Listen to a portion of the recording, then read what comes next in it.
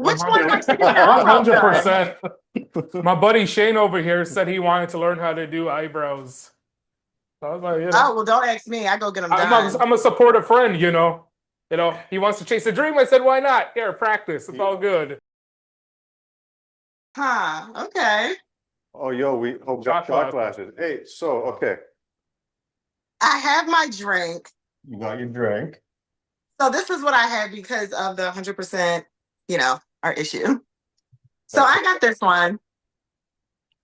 okay. Okay, Honey we got toast. What do you guys have? we got Death Lady. What is that? Tequila. I've heard of that. That sounds like you're gonna get like wasted and like forget who you are. La cafradia. So in Mexico they worship the dead and they have the god of the dead. And from what we Yeah. understand, based on reading this, she's like the lady of the dead. I don't know. Oh shit. You putting the You record? guys- Yeah, we're recording. Okay. Yeah, we're good to go. Yes.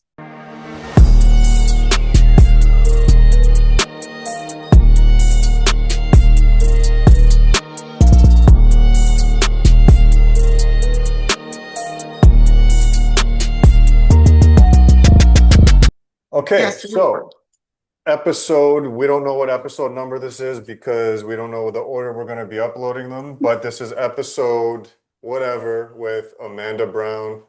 Welcome, welcome. Welcome to the podcast. Hi. Thank you for having me.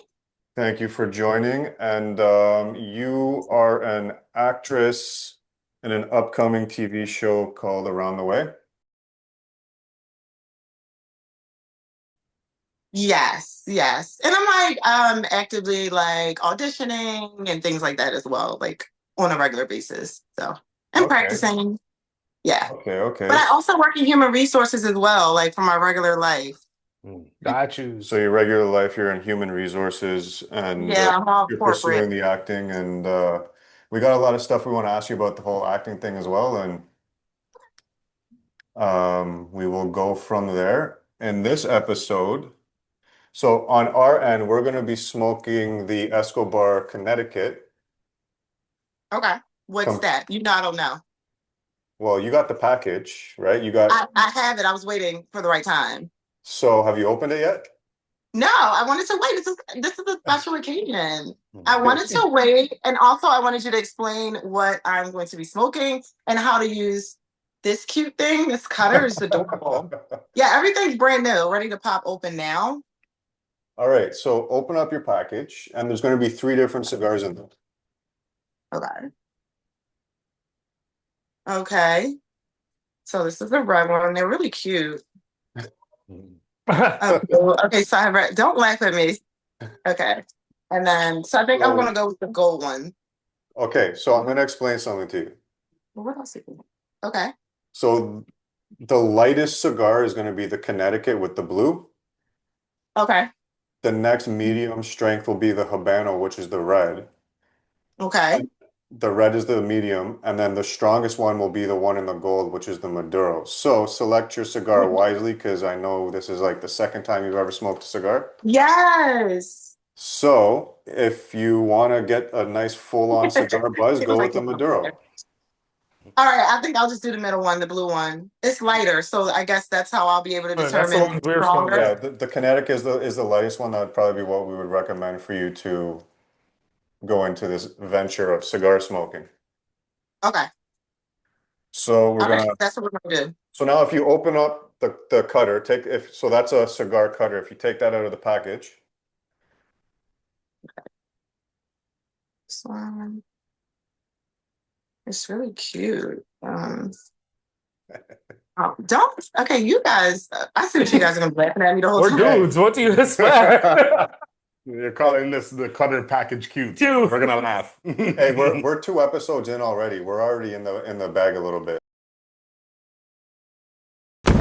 Yeah, forgive us. Yeah. It's okay.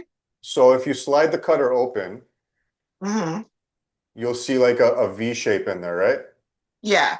So all you're gonna do is you're gonna take the opposite end of the cigar. See how you have the blue right here? Yes, that's the end of it. So that's the end you light. So you're gonna take that blue band off. Okay. Oh, but I like the blue band.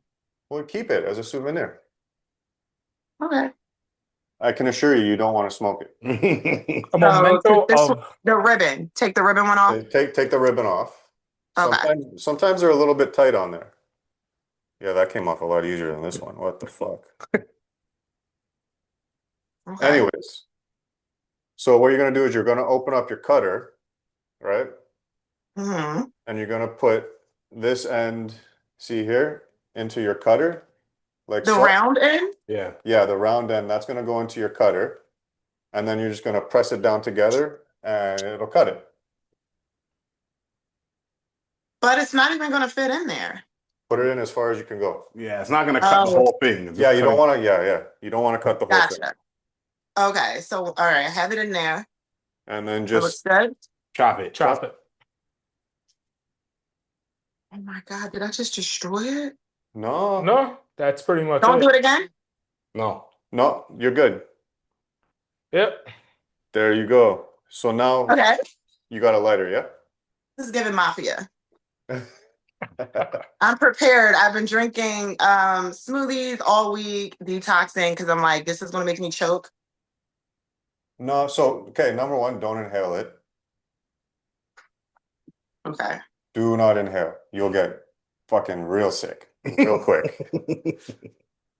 All right, so I'm going to light the part that The we just other cut. end. Light the other Other end. end. Take the blue This. ribbon off. Yeah, Yep. yeah. Not the part you cut. No, the You can other. leave that. You can leave that. You can leave that. You can leave that on. Oh shoot. He Who thought told you me still to had do the one it? at the bottom. That's why. You can take it off if you Yeah, you're smoking. You're lighting the part that's. There you go. Yeah. It's okay. Okay. Yeah. So now the end All that right. you didn't cut, you just light it up and you just take your lighter and you just kind of slowly light it up and you don't want to burn it too much. Okay. You know, just slowly toast it and get it going and once you get a nice Cigar. solid light, you just start puffing away and don't puff too much. You know, maybe Okay. a couple draws every minute or so and Yep. My lipstick. That's it. I was trying to be super chill, but I go nowhere without makeup, guys. that's all All right. right. Well, I think we're good, but it's not like I don't see the fire at the end like I normally see. So you gotta light it a little bit more then. I feel like okay. What's your friend's name in the middle? He's like looking like I'm just like an alien or something. I'm just watching. Name is Neil. There you go. You're getting it there. You go a little bit more. A little bit more. Yeah. It'll take a minute. Maybe I just need to puff it while I'm. Yeah, if you want to put a little bit of Sorry, air. guys. I mean, back in my day, you know.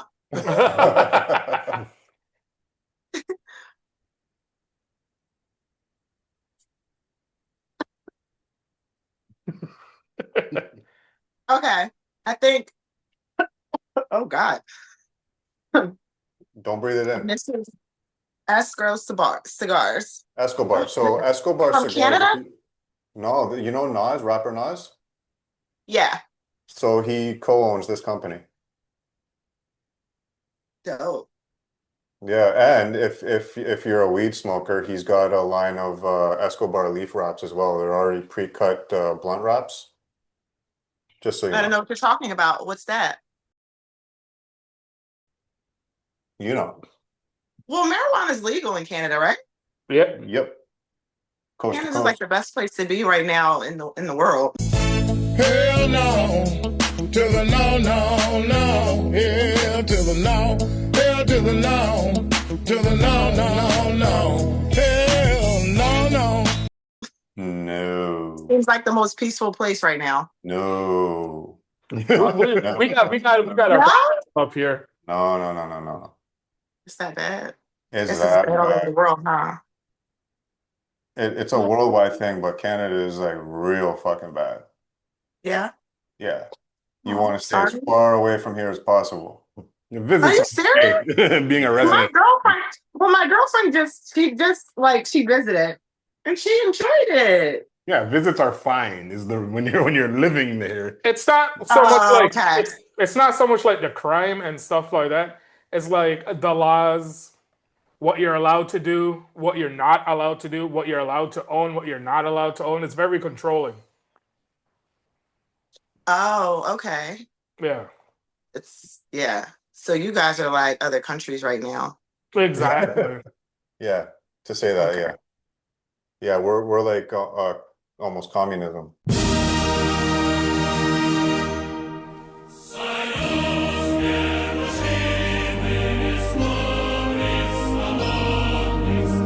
Really? Yeah, it's bad.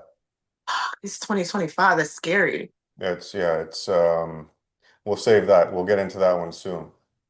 Okay. We're gonna get into that conversation.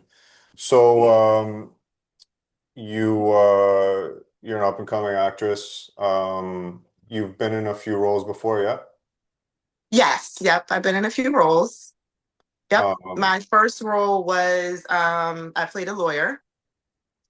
And it was actually a lead scene, which was very creepy and scary because like I was fresh out of acting classes. So I wasn't expecting to like, like get a lead role. Like I just kind of wanted like an extra to kind of get me like comfortable.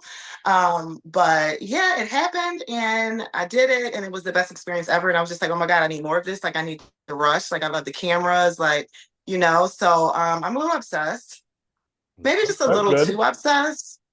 Yeah, but Okay. it's really fun to like not think about reality because Yeah. when you're behind the camera, it's not about, you know, reality in that moment. It's like about the character and like having fun and like tapping in. So I really enjoy it. Yeah. And then I did like other roles as well, like just dating roles. Nothing, too spectacular. But right now I just want to focus on main roles, like lead roles. Bigger networks because Yeah. right now they're like up and coming directors, which is really good because I just need the content. You know what I mean? It's all about the content. But yeah, I think I'm gonna go a little bit higher now. How did Around the Way happen? Um, so well, okay, so we might as well just throw it out there. So I am a little weird. Like I am obsessed with social media as well. So like that's my second. So 50 Shades of Mandy is my content creator name. So 50 Shades of Mandy can do almost anything. Like it might be a little sexy, it might be a little free. Like it could just be anything. So that's 50 Shades of Mandy, right? So I post content all the time on TikTok, on Instagram.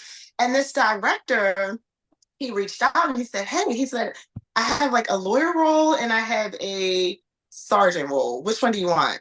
And I already did a lawyer. I already experienced that. So it's just like, well, I want to try the sergeant. And that's kind of how we started off. And then he's just like, hey, when are you available to come to set? And I'm just like, I don't need to audition. And he's just like, no. And I'm like, oh, okay. So I just showed up to set. I met the cast and yeah, we kind of got right into it. That was really scary because when you're in classes, you're preparing to do it the way that they teach you. Yeah. But like I realize directors do what they want to do. It's like it depends. So this role, I didn't even have to audition. And we met on Instagram. So once I realized that people are actually looking at my content on Instagram, I started to be like a little bit more strategic about what I actually post and who I follow. So I do follow a lot of, production, people and casting agents and things like that. So, but that's how we met. And yeah, it's been a unique experience. It's definitely more free. Yeah, that's the way a cool. lot of people meet these days is actually social media. That's how we met Karina, actually, who you work with on Around the Way. Shout out to Karina. She's been very helpful with us in our venture as well. Yes. Awesome person. That's my girl. I love her. She's so bomb. Is that where you guys met? Was on the set of Around the Way? Yes, we met on set. Okay. She's my boss on, yeah. And she's playing the chief. Well, I'm not going to get too much. She's playing the chief and you're playing the sergeant, correct? Mm-hmm. Okay. Yep. And she's amazing. Like the first day I met her, she was just like, she has such positive, light energy. You know what I mean? Like I was just like, yes. Oh my God, another female. Okay, cool. Like I was so excited because this is like all guys, Yeah. It's fine. Like I don't care, but you doing a she's shot really. or a drink? I drink. Oh, we're drinking out of shot glasses. What are you? Are you sipping over there? What are you doing? I sip, darling. That's all I do. Okay. Are you gonna sip, darling? Yeah, I'm sipping darling. Don't ever call me darling again. So we're gonna sip Oh, the. you did his lashes. I mean, no, his eyebrows. He's got good ones, doesn't he? Thank you. So cheers, salute. Appreciate you being on. Hold on. We got to pause though. Oh yeah. Hold on. Thank you. I appreciate you guys for having me. Honestly, I was really excited. Yeah, I don't really know much about cigars, but yeah. Well, this What- is kind of like exciting too because you're getting like your first like authentic cigar experience, and it's kind of fun Yeah. to be a part of that as well, right? All right, What did you do over there? My man's getting partially sipping. Sipping. Salute. Okay, wait a minute. Wait. You guys Oh. blasphemy. Hold on. Oh, All right. cheers, All the way from cheers. Philadelphia. That's the Canada delay right there. Okay. It's okay because that's where Drake is from, and obviously he's my twin, so it's okay. Uh-oh. You didn't just say that, did you? You guys don't like Drake? I can't speak for them. I can't stand them. Who? Drake. No, I'm not a Drake fan. Oh, I'm heartbroken. Uh-oh. Oh Oh damn. my gosh, you guys are from Canada. It doesn't matter. I thought you guys were all like Drake, you know? He's so Ah. sweet. You know he didn't start from the bottom, right? Okay. Oh yeah. Okay. Yeah. He might have started on the bottom, but he didn't start from the bottom. He started midway. Oh, I am done with Started you guys. midway, and I'll be here. Not he started midway. You Hey, guys one are day, crazy. next time one of us is in the area, we're gonna take a photo of where he grew up, and you're gonna see he didn't start from no bottom. He started from mid-high. Like what? Like a little higher than middle class? Oh, like put it this way, he was in Degrassi and stuff like that. You already have to be in a place of Yeah. His family was wealthy. yeah. But that's the thing. Like when you're in acting, it's not like the music industry. It's not Mm. the same. Like a lot of actors have really good roles. I mean, Netflix contracts, and they still work regular jobs. Yeah. I think it's a little bit different, unless you're like an elite, like Yeah. I don't think Denzel it's I don't think Washington, it's Orlando Bloom, or something like that. Yeah. They're not working regular jobs, but I don't think that's the problem. The problem was like how he was portraying himself, like he was from the streets. It was this and that. Then when you find out, like, no, you're from suburbia, and like, you know, your he's parents had suburban dough. gangster. Well, it's not even about the parents having money. It's the fact that he just never went down that avenue, really. And the only reason he went down that avenue was essentially for protection. Yeah. He's serious. Yeah. Okay. So that's where we stand on that one. Okay. Well, it's all right. I still love you guys. It's fine. It's fine. Like, I mean, the whole world turned on him, and I was the only one still posting them. Like, Hey, but you know what? If you're a fan, you're a fan, and you know my son is a fan as well, and it is to each their own, and you know that's what's blessing about being an individual, right? I got family I that feel like really we're likes him. connected. Huh? I got family that really likes him too. I was like, all right, it's your thing. Yeah, I feel like he makes music for women. He does. Yeah, definitely. Now, had he have stuck with that R&B style, cool. Oh yeah, you like that? I think that was the better avenue for him as an artist. But you know, what do I know? I don't have millions of dollars in my bank account. Well, So, clearly he's doing something right, you know. right? So But then there's numbers don't lie. Numbers definitely don't lie. then there's also the push of the machine, right? So You think that he got a push? You don't think that it's for just? sure. bro, he's definitely for sure. flagged. But yeah, for sure. There's when you look at different artists and actors and stuff like that, I think that you're as big as they will allow you to be, and if they want you to fall, you will fall. Yeah. So what deals do you have to make to maintain that level of stardom? Lots of deals, I'm sure. Yeah. And that's kind of what's cool about it. You're seeing a lot of, especially in the film industry, a lot of independence now, Yeah. right? And so curiosity, in Philly, do you guys have like concealed carry or anything there? Yeah. Um, Yeah. Do you have experience with firearms and stuff like that? When I was in college, like I like shot one somewhere. I hope I didn't hurt an animal, but um, yeah, I don't even know where the bullet went. And it was like one of those really big guns, like hunter guns. Okay. And I was Mm. in the South.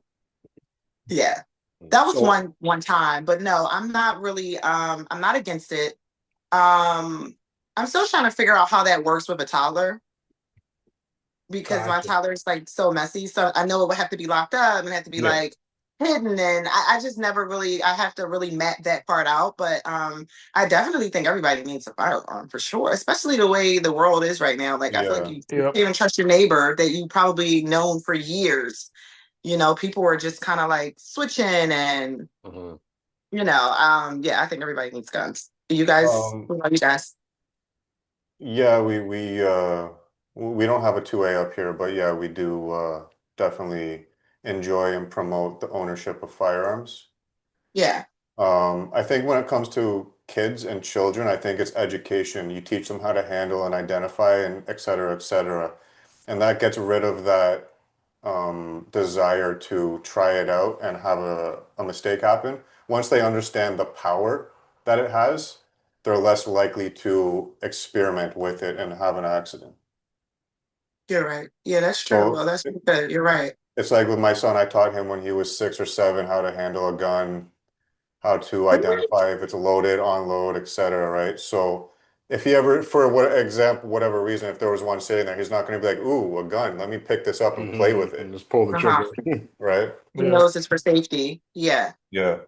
Um, that's on the show, you play a sergeant. So yes. do you think that do they teach you firearms handling in terms of a role like that? They were helping me, yeah, with the firearm part because I kept dropping my gun and the bullets kept coming out Oh, damn. and it kept falling like off my Holster. Yeah, it was a disaster. But obviously the people around me knew how to use it, so I was pretty fine. But yeah, I definitely got some I had some support So with you holding think if it. you were Actually, Karina helped me too. yeah, if you were to venture into actual like real firearms ownership, do you think that that kind of prepared you to handle? Yeah, yeah, I think it does. I mean, I probably would never use it. Like, I don't have like enemies or anything. Like, it would be for safety.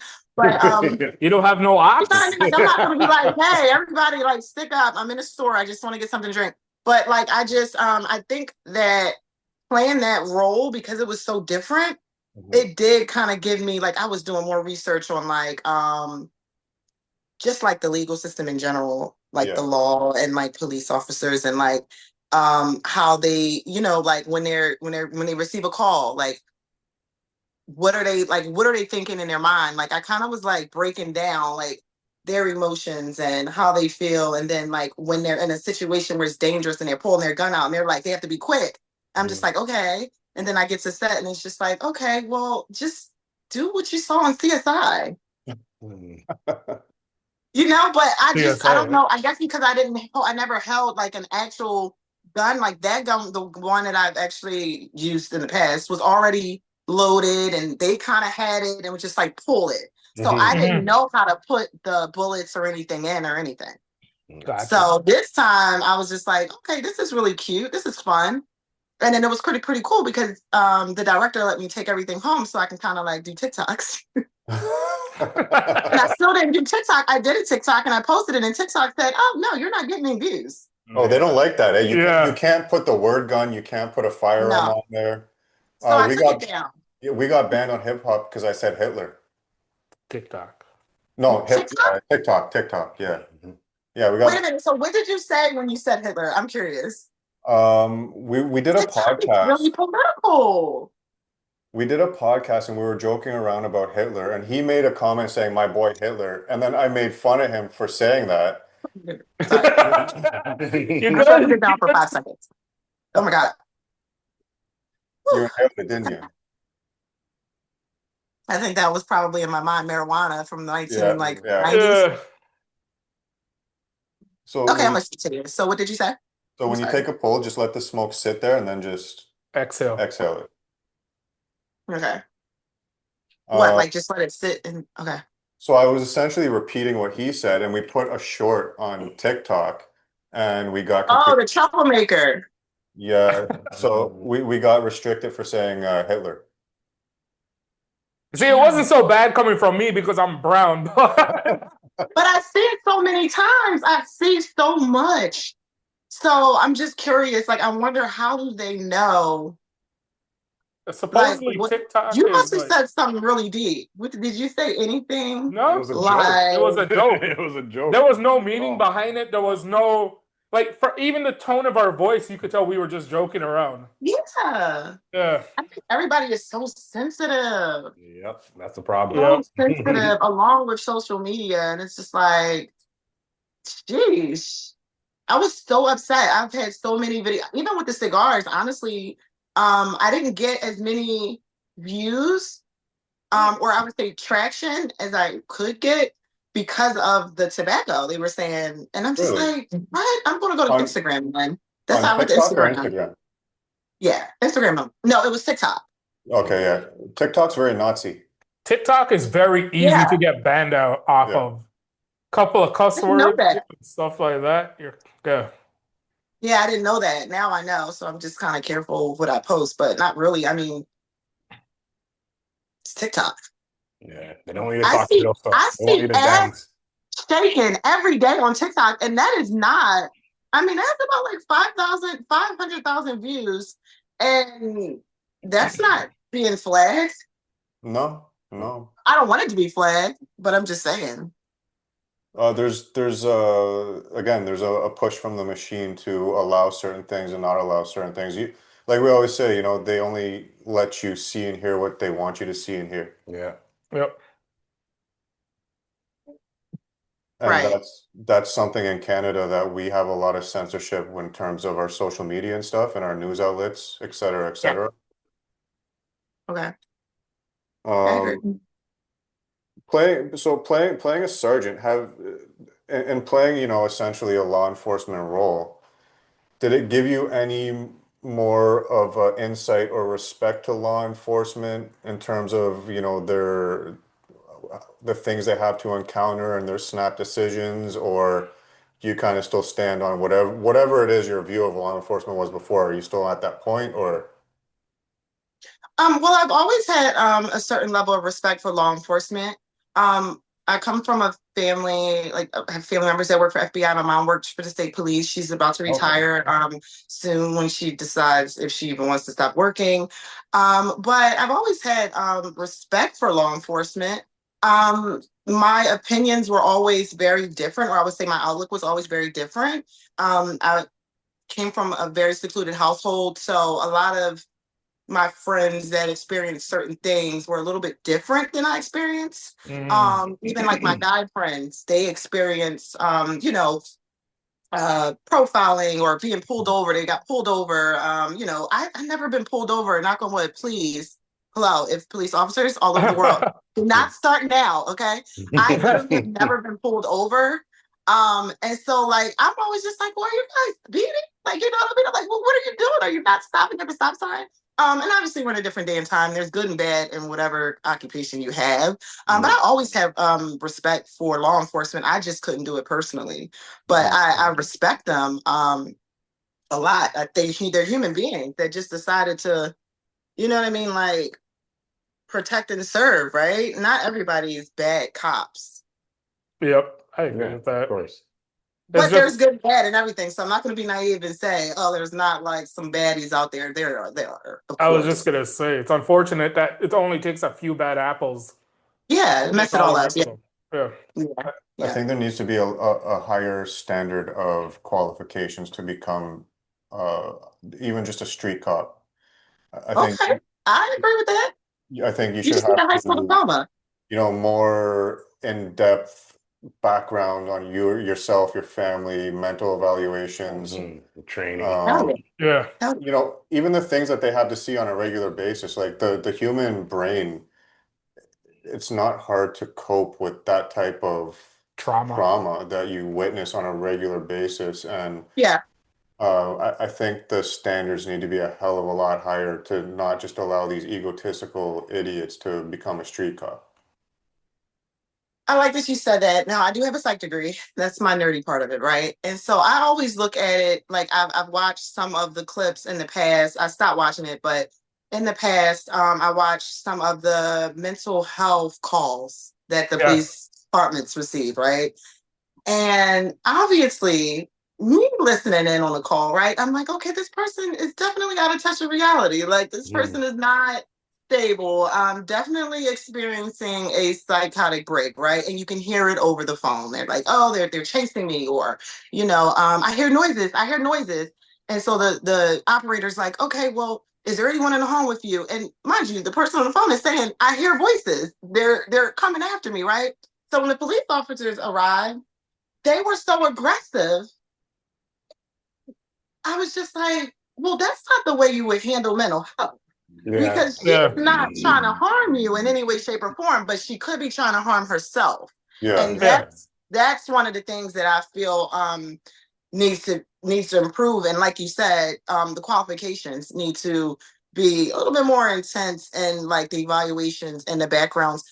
And mental health, like, I don't know if they're taking like a week class, but the way that they're responding is if, like, these people are like criminals. But no, not everybody that calls in are criminals. And criminals are not going to call in and say there's someone chasing after me. I hear voices. Like, there's so many different clues that are there. Like, you know what I mean? That will, like, that should help anyone that's, aware. Like, oh, no, she's not going to harm anyone. She's experiencing a psychotic break. I've noticed that with all the police officers, they don't know how to handle it. Because they're not trained to. What I've observed. Yeah, they're not trained. They don't know how to handle it. You know what else too? I kind of wonder also is the information given. So the lady or person who's on the 911, the dispatcher, right? Maybe they're not relaying the message how it's intended to be, right? Because the dispatch could say there's somebody in need of emergency, possible suspects, multiple suspects in-house. And then now the cops all amped up thinking, there might be more people in there. So I can see it from that point of view also. Yeah. So maybe it's like the whole system needs to be... The whole system, Yeah. Needs to be revamped for sure. But mental health has to be at the top. Like, I mean, even now with social media, it's causing, for me, I think it's causing, no offending, I'm sorry, I have a Yorkie, and he's I'm not giving him attention. So he's up there making noises. I just feel like with social media, I feel like mental health is enhancing now more than ever, or we're able to see it more than we did before. Social media was like such a major thing. People were probably dealing with these things at home, but it's like now we see it on social media, and they're like, we can see it in real time now. And it's like, I think all police departments need to, I mean, all the way up, even FBI, like all the way up. Like, they definitely need to know how to handle it, for sure. And that's educating themselves on it. It's a beautiful thing. I love psychology. The DSM-5 is amazing. It's amazing. You understand people much better. You know how to really treat people if you understand them. So it just takes a little bit more money. That's where the extra training comes in, because, if you go to, I always viewed it as if you get called to a scene, the way you would approach this person is not the same as this person or this person. So you need to be trained and educated in how to differentiate. Yes. Yeah. You're right. And I agree with more funding instead of defunding. Yeah. Yeah, well, I never agree with the defunding. It doesn't make sense to me. No. It's I mean, because if they all walk out, who's patrolling? If they decide, okay, well, we're going to protest and we're not, who's going to be protecting? The world is insane right now. Can you imagine police departments shutting down? Yeah, that's pretty I mean, that's just my opinion. The funding is just not the answer. If anything, they need more money, more resources. It's like an athlete. The more training they have, the better athlete they're going to be. So the more funding and training an officer can get, the better they're going to be able to go out there and interact with the community. Yeah. You're right. They can't be scared. I think a lot of problems too is like when an officer's are scared, they're too quick to draw a weapon because they're frightened for themselves. Like, oh no. Which is a normal response. Which is a normal response. You know what I mean? But if You you're can't be an properly officer trying to deal with a trained, situation and be scared. you're right. You're so right. Like if you know you're about to pull up on a drug bus, Yeah. come on. You can't be afraid to the point where it's just like you about to start shooting and you don't even know you're Everybody, shooting. yeah, and we don't need to. Yeah. I They mean, I need don't a know lot more how often information. that is. What you say? They need a lot more information. I think one of the big steps is to improve that dispatch. Okay. From that information. Because like just like you, I watch a lot of those videos on YouTube especially.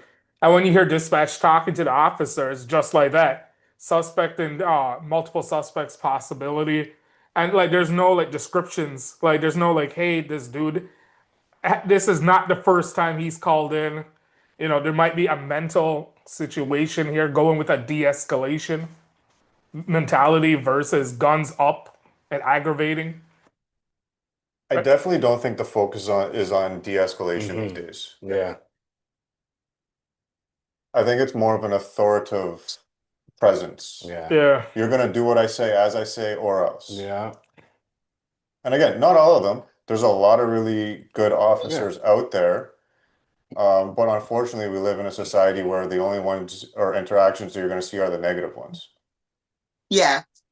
But with social media, exactly. Yeah. But I see on TikTok, I see a lot of police officers and they're just like, they really care. And they're like,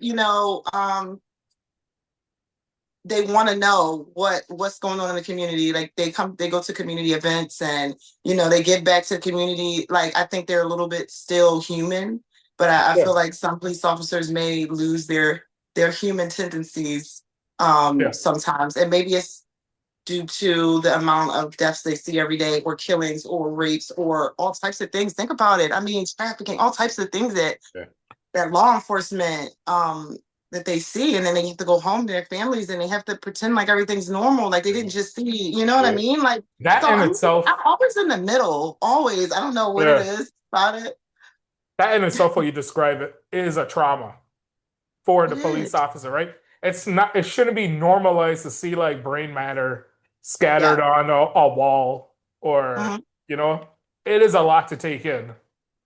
Yeah, you're gonna have PTSD. Yeah. So without saying too much, like, were you ever in a situation like, so say you're on set, you're filming a scene, and whatever happens, happens. Did you ever put yourself in a position where you're like, shit, I couldn't imagine having to do this in a real life scenario and how I would feel after that?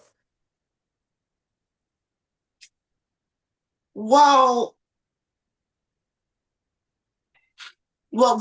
this role, right? Yeah. Well, I wouldn't want to be a sergeant breaking the biggest drug dealers in the city. That seems scary in itself. I mean that's to not tell you the movie, the show.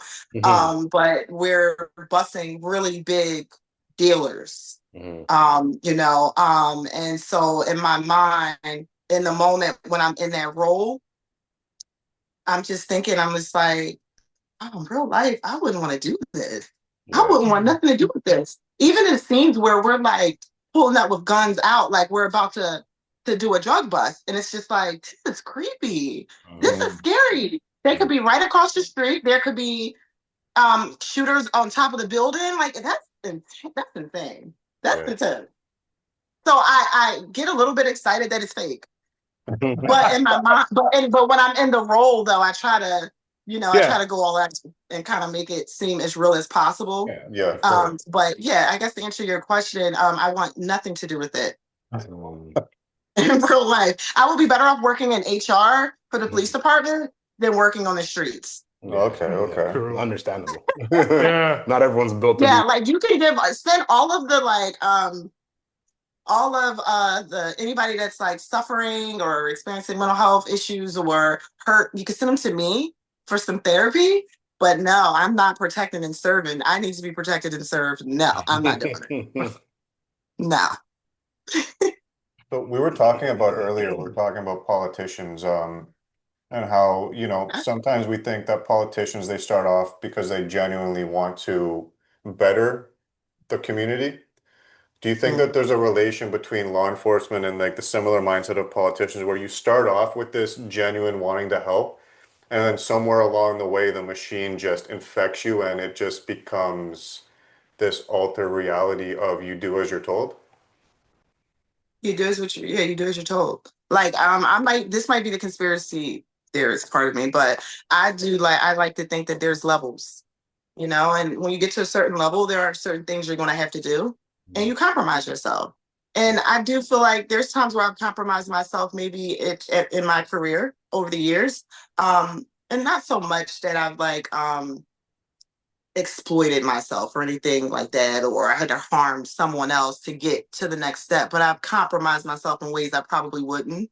And I think that that's just anybody. Like, I think, yeah, politicians, I think that they are just like police officers, law enforcement. I think that they when they first come into office, they have a plan. They definitely, they want to make changes. They're right there with the people. They're in the schools. They're out there. But then when they get to that certain level, it's not about the people anymore now. It's about upholding whatever deals you made to get to where you are. That's what I think. Yep. I don't know. I also think too, like you might go in it with a good intention, and then when you're there, you kind of see, okay, this is how it is. But you've worked so hard to get to that point where it's like, if I don't go along with it, I'm going to lose everything I've already done. Where am I going to go from here? So it's kind of like, all right, and then you don't go with the flow. You don't want to jeopardize all your progress and all your sacrifices. Yeah. Or you go in and you do want to change things, but things are so set in stone that you lose like that hope. And you just kind of fall in line. Yeah. And I also since we're on this topic, I want to throw out. I mean, I know you guys have heard a lot of things about the movie industry, and obviously Jeffrey Epstein, and he was like a powerhouse in the movie industry, and a lot of other. What was it, Weinstein and? Yeah, you're funny. Yes, so, and this is my parents, of course. But when I first started acting classes, around that time, a lot of things were coming out in the media about women in the movie industry, and pretty much you're trafficking yourself, you're prostituting, you're doing all these things. And my mom was just like, well, it seems like such a dark industry. She's like, are you sure? She's like, I mean, you do have a degree. And I'm just like, Mom, my education is not going to change. I'm still going to go, yeah. It's just, this is like I can't say it's a stress relief, but it's like, I can't explain it. It's not it's just like wanting to be a chemist, right? So you're going to major in science, right? But I majored in psychology, but that doesn't change. I'm still, in a master's program and everything, so it's still not going to change. But acting is just another career. I'm looking at like revenue, the movie industry is like trillions and trillions. I mean, they have money to, you get what I'm saying? So why not check out? But I'm like, well, Mom, should I live in fear? Should I live in fear? So should I not go to auditions? Because what? Like, they might ask me to take my clothes off or do a sex scene? Or do I just uphold my own values and say, hey, I don't do sex scenes? Yeah. You know what I mean? Like, you just set boundaries. And a lot of people were like, I don't know about that, Amanda. Like, really? Are you sure? Movie industry? Because of what they see in the media. Yeah. I don't care. Yeah. I don't care.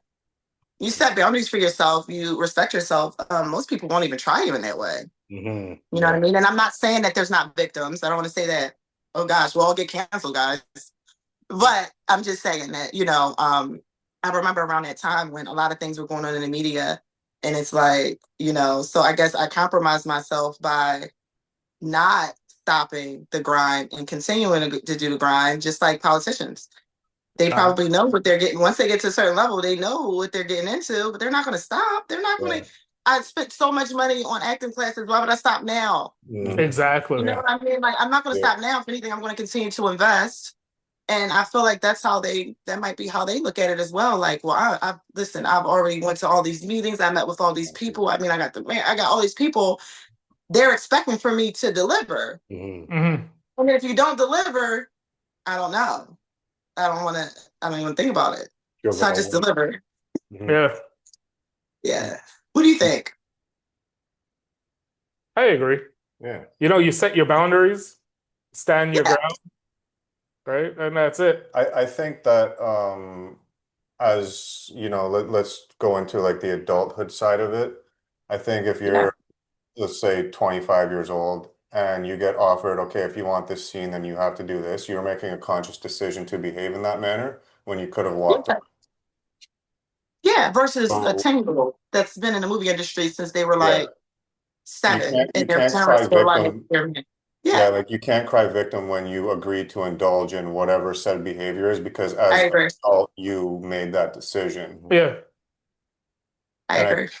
I think I agree, when guys. one victim comes out, then it just starts the snowball of, oh, I can get some fame and money off this too. So now I'm going to go back and say this and this and this. Mm-hmm. Or if said person is known as a dirtbag, why would you even want to go into a one-on-one meeting with them? They may not know.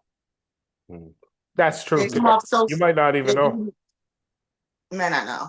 And I've I'm learned sure this there's a from lot. people in the industry, like, that are active and they may be writers, they may just be casting agents, or they may just be, part of production. And they make it very clear that, like, you just don't know. So you just be super careful. But I don't know. So even when I'm working for corporate America, I still go in those meetings with all those men and I carry myself in a certain way. You know what I mean? Yeah. Like I'm not going to go in that meeting not prepared, not educated, Yeah. you know what I mean? And not prepared to answer questions or, to deliver whatever it is that they would have me to deliver. So I just feel like it's all about just being prepared and just being careful. But then you just never know. Because I feel like people are like, they could just come off super sweet. Yeah. Yep.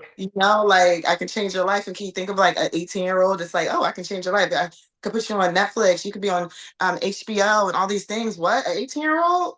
Fresh A out of high desperate school? 18-year-old. That's why I use the age of 25. I like the age of 25. But then I look back and I'm like, well, I'm 34. So I remember when I was 24, I probably wouldn't have been good. I was a little rock star back then. I don't know. My 20s was a little wild. It really depends on the desperation factor. How desperate are you to make it? Yeah, you're right. Right? Do you think at this point in time, it's already a known fact if you want to get into the entertainment industry, you may have to do some things you don't want to do? Yeah, that's true. So do you think that that's a decision you've already made that you're going to do certain things because you want to pursue that avenue? Or I'm not talking about you personally, but just in general. Yeah, you have to make that decision if you're going to be in the movie industry. Yeah. Yeah. Do you believe in the Illuminati? I do. Yeah, I do. I don't know if that's the name for it though. I've been doing research on that for a long time. I don't know if that's the name, but I know that they run the country. They built the country. Mm-hmm. They're, probably like Masons in the masonry world. Oh, they're real Masonaries. Definitely real. Yeah. I had an uncle that was a part of the Did you know that there's a Masonic church in every city in town?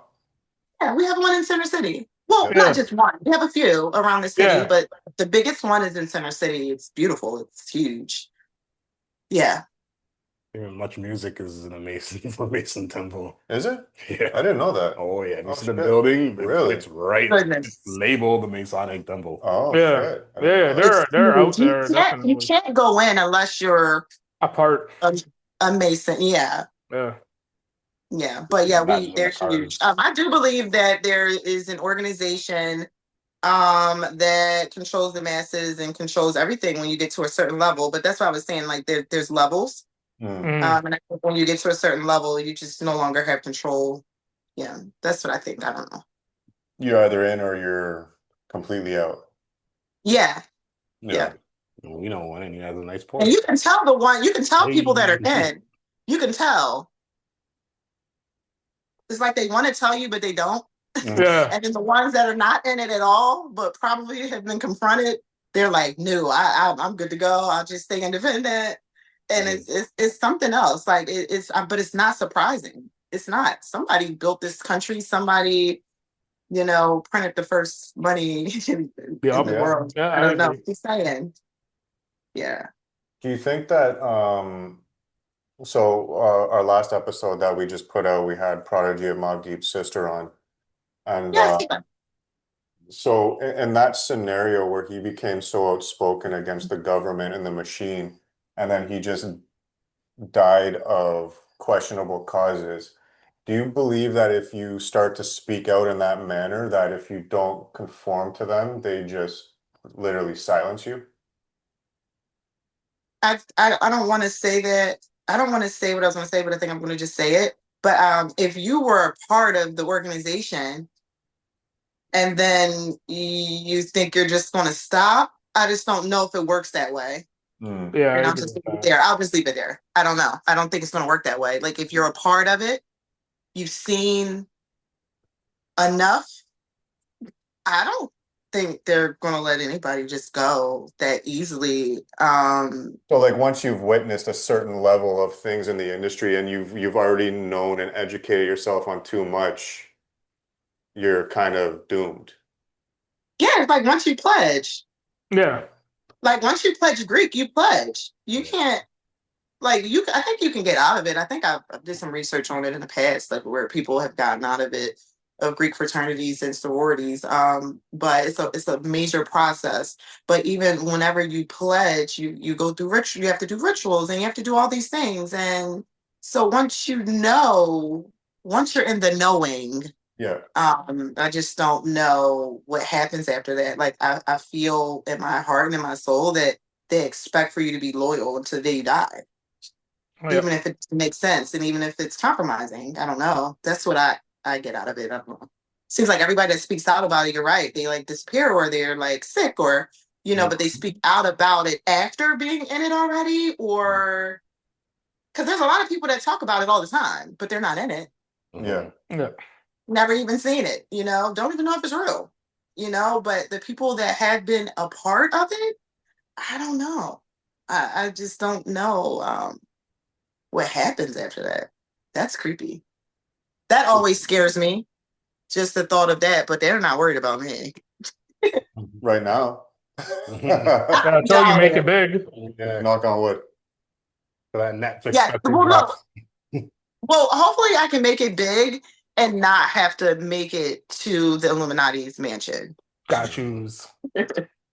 I don't want it that bad. I do love it. I'm obsessed with it, but not so much. I don't care so much about fame more than experience and have an You opportunity can make to be it big received. without being a part of that. It's just you will only reach a certain level of stardom. Capped. Right. And I think you can see that in the industry in terms of musicians or actors, actresses, that they reach a level and they just stay level at that point, whereas they don't keep going. And you can kind of see the ones that they have their stance and they stand on it. So you can't deny their skills in the industry. So that's what keeps them at that level, but they'll never go any further. I agree. I've seen that. I agree. You're right. Yeah. They stay pretty, they stay where they are. Uh-huh. And then you ever see any of them where they kind of like stop? Yeah. They no longer progress and then they pop out like a couple years later. Yep. What do you think about that? You think they went to dinner? They chose their devil and they ran with it. They got to a point, that desperation point. You know what I mean? They seen the preview, they seen what the next steps could be like, right? Because they give us previews, right? With big movie stars, AAA movie stars. So you see that type of life, and think about it. If you're at our end of the spectrum, it's out of reach. But could you imagine if you're just under, right? All you have to do is just that handshake. And then boom, you're a AAA star, right? That's a pretty hard thing to say no to.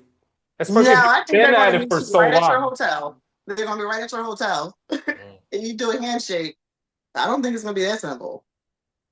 You think so? You think it's that simple as a handshake? No, I mean like metaphorically, you know what I mean? Like you're almost there. You know who you gotta kiss ass to, right? Oh yeah. You get what I'm saying? You're there. You could sip it. You're previewing it all the time. You know the moves that you got to make to get to that next level. It's got to be harder for those people that are almost there. Like the ones that disappear and then they re-insurge. And then next thing you know, they're the next big movie star. Yeah. Right? Versus us being down here, only dreaming like about up there. You get what I'm saying? I don't dream about up there. Yeah, I did. Right? I don't dream about that. I can't even comprehend like what to dream, like what that status would be. You know what I mean? Yeah, though some people You want fame. You want to be God. famous and have the status. So they'll do whatever. Like the Kardashians, they'll do like whatever. They'll do whatever they have to do. So it's like, wait, you think the Kardashians are an Illuminati? Oh, 100%. Look at the whole family. Look what they're willing to do to be famous. What are they willing to do? Anything. Anything. Degrade themselves. Like, would you have a film crew following you 24 hours a day? Put their kids on blast. Like, you're not going to put your kid on blast to get famous. So look into it. No, I'm definitely not putting my kid on blast. But they'll dress up their kids and have their kids out there and use their kids in the media for stuff. Kanye's kid. She's only 12, bro. Yeah. The stuff I seen her wearing recently, I was like, she's how old? Yeah, you guys are right. You guys are right. I mean, well, Kanye West already kind of put it out there about the family age. They believe Kanye West when he says that shit. But I think there's something to it. You know how you say when you make that deal and then you want to get out? I think a perfect example of that is Kanye. Yeah. Yeah. Well, he made that very clear that he was involved. Yeah. He was in it. Mm-hmm. But the question is, it's like he's untouchable. I don't know what it is. So how much does he know then that he's not safe? We think he lost everything, but no, he didn't. He really didn't. Mm-hmm. The man is still a millionaire. Yeah. Yeah, they won't take your money away or anything like that, right? But they'll portray you as like a lunatic.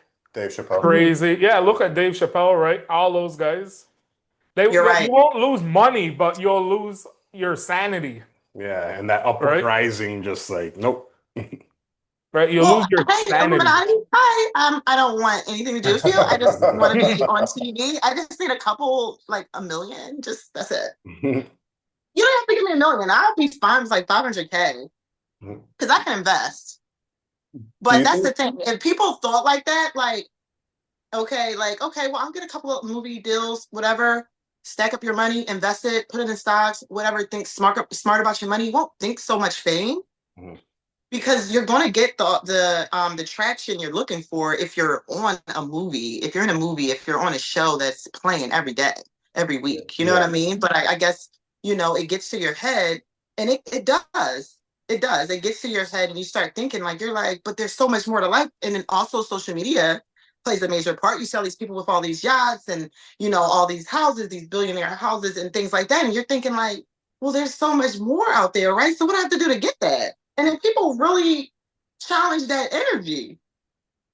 I want to, and then when they come to your door, you're like, fuck. Yeah. I can relate to a drug dealer, like cartels, millions coming in a day, and they still keep going. You could live the rest of your life, your family's good forever, but they still want to bring in that more boats, fly that plane. Yeah.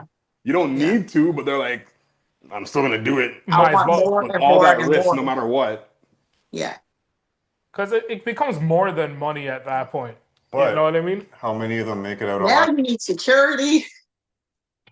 You need security.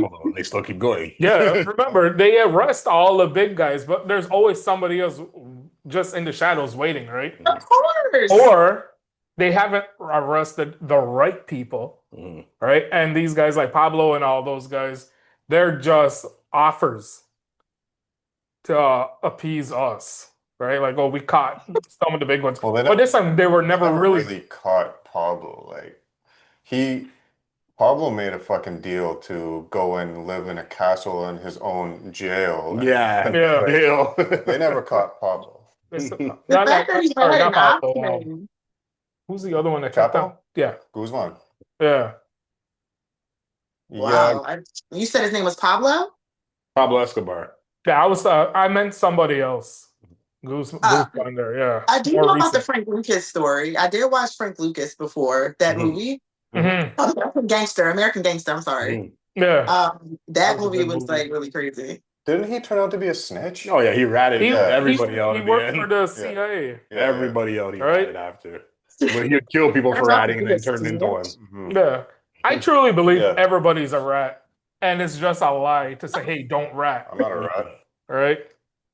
All those big guys that have big money to lose and like you got billions of dollars, you want to go rot away in jail? Forever, yeah. You're gonna rat. 100% you're gonna rat. You got way too much to lose. But where does it get you? Out of jail. Lesser Out foul. of jail, but then now you're going to be like in danger, and now you got to uproot your whole entire family, go to protective custody, and protective custody is not even protective custody. Right? You're a freaking millionaire right? with people. Yeah. You know people that And protective not only custody. that, you turn into a rat. Now all the people that know you intimately, now they're after you. Yeah. They know your every move, your ins and outs. I'm a rat if it comes to elderly and children. If I'm like looking out my window and you're doing something to an elderly woman or just like a kid or something like that, no. I'm going to tell you that. I agree with that. Like, it has to be levels. Like, I'm just, but as far as like the drug game and stuff like that, I just don't know anyone that's into that lifestyle. So thank God. Thank God. They probably wouldn't like me anyway. You make the decision to get into that life, so you kind of get what you get, and it is what it is. As long as you're not harming nobody, I mean, that's just part of the world we live in. Yeah, as long as you're not harming anyone. Yeah. And then those that you do harm, if they're in that lifestyle, well, they all made that decision to be in the lifestyle. Yes. So that's just comes with the territory. But the second, again, you get into innocent people, children, elderly, that's a whole nother story. Yeah. But I also feel like you can't be in the game and then tell. Like, you can't be involved unless you're going to tell like the whole story and also tell on yourself. Like, you know what I mean? Like, I think it's like we're all in a gang together, and then I think it's like what you said earlier. It's the levels, right? Whether you're just at the bottom or you're at the very top, like the guys importing their shit for distribution. You know what I mean? I think it depends on the level where you're at and how big you are. You are definitely working with the CIA and stuff like that if you're at the very top. You think so? Well, that's a whole nother story. Yeah. The whole drug my God, this is another podcast, that guy. Yeah. But that's known that they do that. Like they'll have the top guy and they'll allow him to get away with stuff because he'll give away like fucking a couple of the lower level guys. Rick Ross is the perfect example of that. They allowed him to bring the coke in, and they were supplying they were washing the money to supply the guns to the was it Nicaraguans? Yeah. And they were washing the money in Iran. Yeah. That was a whole fucking thing. And then Rick Ross was using caskets with false bottom ends to bring in the coke to America. And the government knows. And the government knew. Oh, that is stupid. He should have done that. The government was in on all that shit because that was actually kind of smart. That's what I'm saying, right? Like it depends on the level. If you're a street dude, right? You're a street level dude. You're not gonna rat. Right, but when you're already up there and you're already dealing with CIAs and stuff like that on your ass, you're giving them all away. Yeah. Yeah. So it depends on the levels, like what you were saying earlier. I can't wait so I can get to that point where I can do it like that. But no, I can't. I was gonna ask. I'm like, do you guys just want to watch me smoking? Because nobody picked theirs up. So what? You guys took like a break to drink. You guys are barely drinking. How are you enjoying that cigar? I actually like this one. This one's not as strong as the one that I had in the photo shoot. Yeah, the one I had for the photo shoot was like so strong, and then my photographer also like gave us like with get that water. Yeast. You want more of this? You guys know what that is? Mm-hmm. Like it looks like a whiskey, but it's really really strong. And apparently at the cigar lounge downtown, they drink shots of this yeast when they smoke their cigars. It's disgusting. It tastes like whiskey. It was disgusting, but the cigar was just like really really strong. And so I think that photo that you probably seen, I only smoked it like twice. Like I probably had like 2 puffs and I like choked and then had to go to the bathroom and like get it all together for the shoot. Like it was a lot. It was very dramatic. But this time I only coughed twice. Yeah. Yeah. it wasn't that bad. This one, I feel like this is pretty smooth. So now I know that the lighter the cigar, might be better for me. Yeah. Yeah. And then this gold one is like this one's really, really strong, obviously, right? Not super strong, but it'll be the strongest of the three. Yeah, stronger than what you're smoking right now. And that's your middle. So that'd be Yeah. the step up to what you're smoking now. Yeah, I'm probably just I'll keep right there. I don't know. So do I'll you figure it think out. do you see I'm yourself gonna have to get a smoking little the other cigar two box. eventually? What you say? Do you see yourself smoking the other two? Yeah. All right. Right on. Yeah, I'll smoke it. I just don't know. Special occasions? Maybe. I don't know. I mean, this is good. Yeah. Someone sees you I smoking, don't they're know gonna any- think you're official. Yeah. They'll be like, oh, I you're know smoking all Escobar. guys. I only know guys that smoke cigars. I don't know any females that smoke cigars. One of my good friends, Samara, she smokes it, but not that much. But she's way more advanced than I am. To the point where she's like, "Hey, let's go to a cigar bar," and I'm like, "Really? You want to go there?" But our hair, like, Yeah. I mean, the hair's gonna start smelling as soon as you leave out of there. Cigar lounges are pretty cool. It's a very unique environment. Yeah, it was very nice. I mean, it was very upscale. The one that I went to is called Ashton's Cigar Bar. Okay. It's so And upscale, that's so in nice. Philly? I mean, it's in Philadelphia, down Okay. in Center City. It's only like politicians and like, doctors and lawyers. Like it's a good energy in there. You know what I mean? Like everybody's just relaxed, like, like I'm not working right now. I'm just smoking my cigar. I'm talking to different people, and it's really, really nice in there. I mean, they even had like a whole wall full of different types of cigars. And I remember looking like, wow, all those cigarettes. And they were like, no, it's not cigarettes, they're cigars. They were like, no, this is more upscale, baby. Like this is cigar. I was just like, oh, yeah, well, whatever. But they're all guys in there. Me and my girlfriend were the only ones in there, and that was just for the photo shoot. But there's never really women in there. They're So popping it's just up here guys. and there. The I women like are the getting, cigar bars or lounges, like they have to have like women serving cigars or the drinks or something. Like you gotta have entertainment. yeah. But I guess the guys are like, no, we got the game. It's as like you're experiencing right now, like you sit down, you smoke a cigar with some people and see how the conversations just go. Yeah. That's what it's like with everybody when you sit down and smoke a cigar with them. Like the conversations are just from here to here to here, like all over the place. No borders, no Yeah. nothing. And no criticism. Yeah, I'm enjoying this conversation with you guys. You guys are really dope. Yeah. Thank you. I was gonna cheer you guys up at first. Why? What did we No, I was do? just kidding. I wasn't. No, I was excited. Someone's gonna was do it excited. eventually. Someone will chew us out eventually. For Well, sure. why? You guys are dope. Like I feel like we have the same. Like we didn't get into everything yet, but Eventually you'll cross somebody that's just completely against what you're doing. Always. Regardless. Yeah. So it is what it is. It's a life. Yeah. Yeah. But So- like I always say with the haters and shit, well, you still clicked on the post, you still commented on the post, so thank you for the growth. Yeah. Well, thank you for the That's view. all I care. I don't care. Yeah. Yeah. I don't get too tied up. I don't get too tied into social media that much to the point where it starts to affect my personal life. Yeah. I use it as a marketing strategy and a tool, and that's it. Mm-hmm. And I have fun with it. That's it. I just have fun with it. I love social media. I don't know what we would do without it. I don't like that it's so political, too much political things. Like I don't like going on social media, and I don't like being able to see like the president in the White House. Like I think just some things just needs to be the way it used to be, where like we kind of read the paper or we watch the news. I don't like being able to go on social media and see everything. Like even with the war, I don't like seeing all those things. I had to take a break from social media because it's like, it becomes it does tug on your emotions. You know what I mean? It gets overbearing. So I guess that's the plan. Your masses. You know what I mean? Control the masses. So, a question on that. You say you don't like to see the war and stuff like that. You look at wars that go on and the amount of videos and stuff that make it to everyday viewership. Do you think war is theatrics? Is it theatrics? The war? Yeah. Like, is it just made up? A Or is it a little bit? distraction? Oh, is there like a distraction?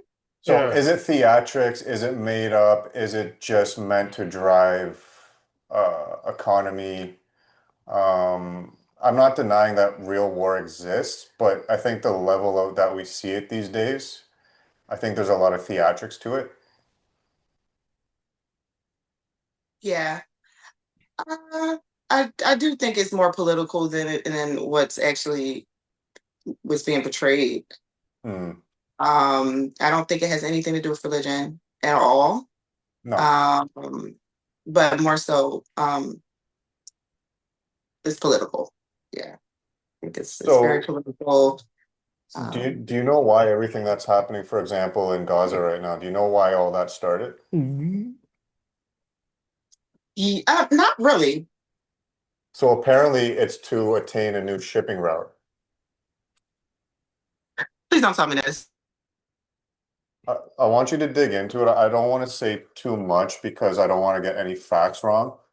But apparently there's a desire to control a certain landmass of Gaza where they can build a new shipping route to make it easier. So what does the children have to do with anything? Casualties of war. Yeah. Yeah, collateral Never. So damage. Collateral damage. Dig that's into the that one. darkest shit I've ever seen. Yes, dig into The it. darkest. Yeah. I've never seen anything so dark in my face. Like I had to take a break. I'm just like, oh my gosh, like, like I'm just like I read posts and I see like these little kids and I'm like, and But you're that's telling how me they that get to it's you, over right? land? It's over land? Remember, that's how they get to you, right? Yeah. Everybody cares about kids. Even if you don't have kids, you still care about the kids, You right? still care, yeah. Like, do you remember those old TV shows, TV Yes. commercials back on Sunday? Africa? Yeah, and then it turned out they were spraying like honey water on them to get the flies to go on their faces, Yeah. right? Yes. It's just And they were another standing, point they were of, standing, taking all the money. yeah, it's the Yeah. same shit. Not saying Yeah. that there aren't kids dying and stuff like that over there. I'm just You feel saying like that they're that's what hyping it they're up. showing you the most, right? It's the same effect. So they're using the war as a marketing strategy. Yes. Yes, that's what I And believe. it's working, obviously, right? Because they got the Yes. people fighting against each other. Like Yeah. I know so many people that are just like they will not have this conversation because they're still thinking religion. Yeah. And then you have some other people that are just like, well, that's just what they do over there in those countries. But we're American, so why do we have anything to do with it? Because we're freaking humans. That's why.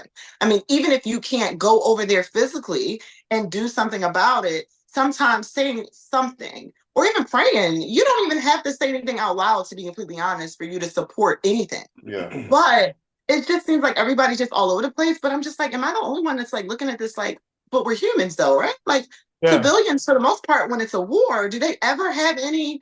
Normally they're protected, right? The civilians. Yep. Normally. All it takes is a couple of people to get power trips. Yep. Right? They want to leave a legacy behind afterwards.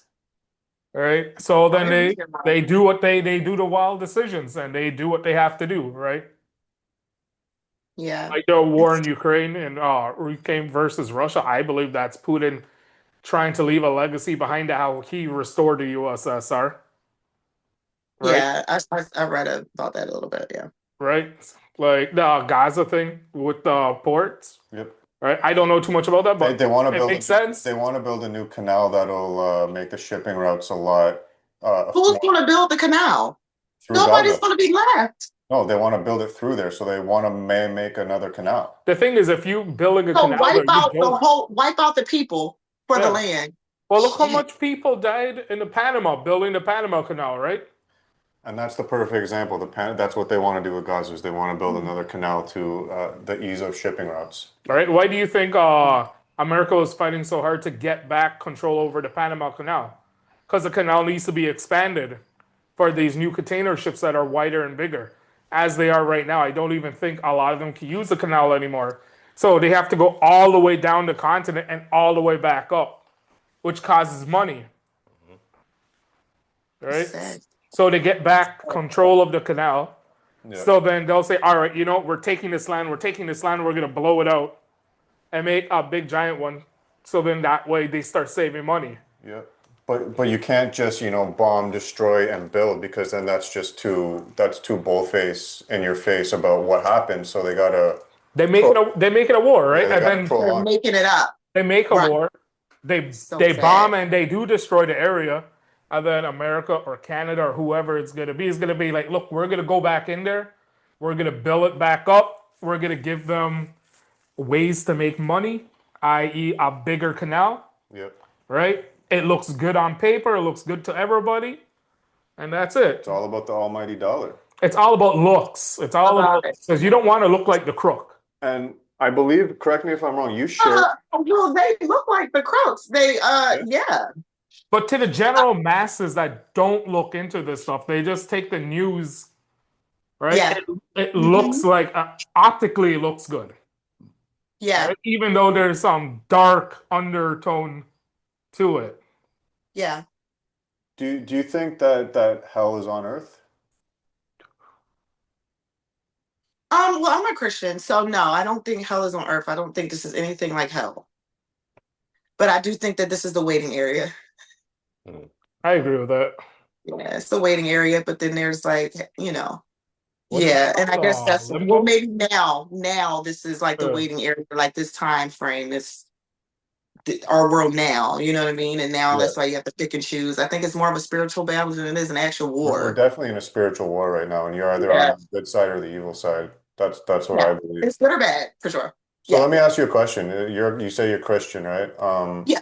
I'm not a religious person. I don't know what I was baptized, but I don't even remember what I was baptized in. Well, it was water. No, they just dipped my boy in a bath of vodka. I'm getting baptized in gold. Let me know. Am I in the wrong place? What was I saying? I was saying something. Yeah. I do believe in spirituality and stuff like that. But so say from somebody on my stance, if I were to look at you and say, so you believe in heaven, you believe in hell, you believe in God. What would you say to the question of if, and I know you've probably heard this a million times, but if there's a God, why is there so much evil on earth? Because you just said it. It's evil and bad. I mean, evil and good. You pick and choose. That's why you have the option. God gives us the option. He You got doesn't me tell on us that to one. do it. That's a good answer.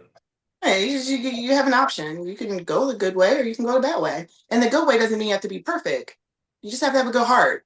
This is my opinion, though. Now, other Christians are a little bit more intense with their approach or with their outlook and their perspective on Christianity. But I look at it like if you're a good person, you have good intentions, you give, you know what I mean? You're not stingy, you're not greedy.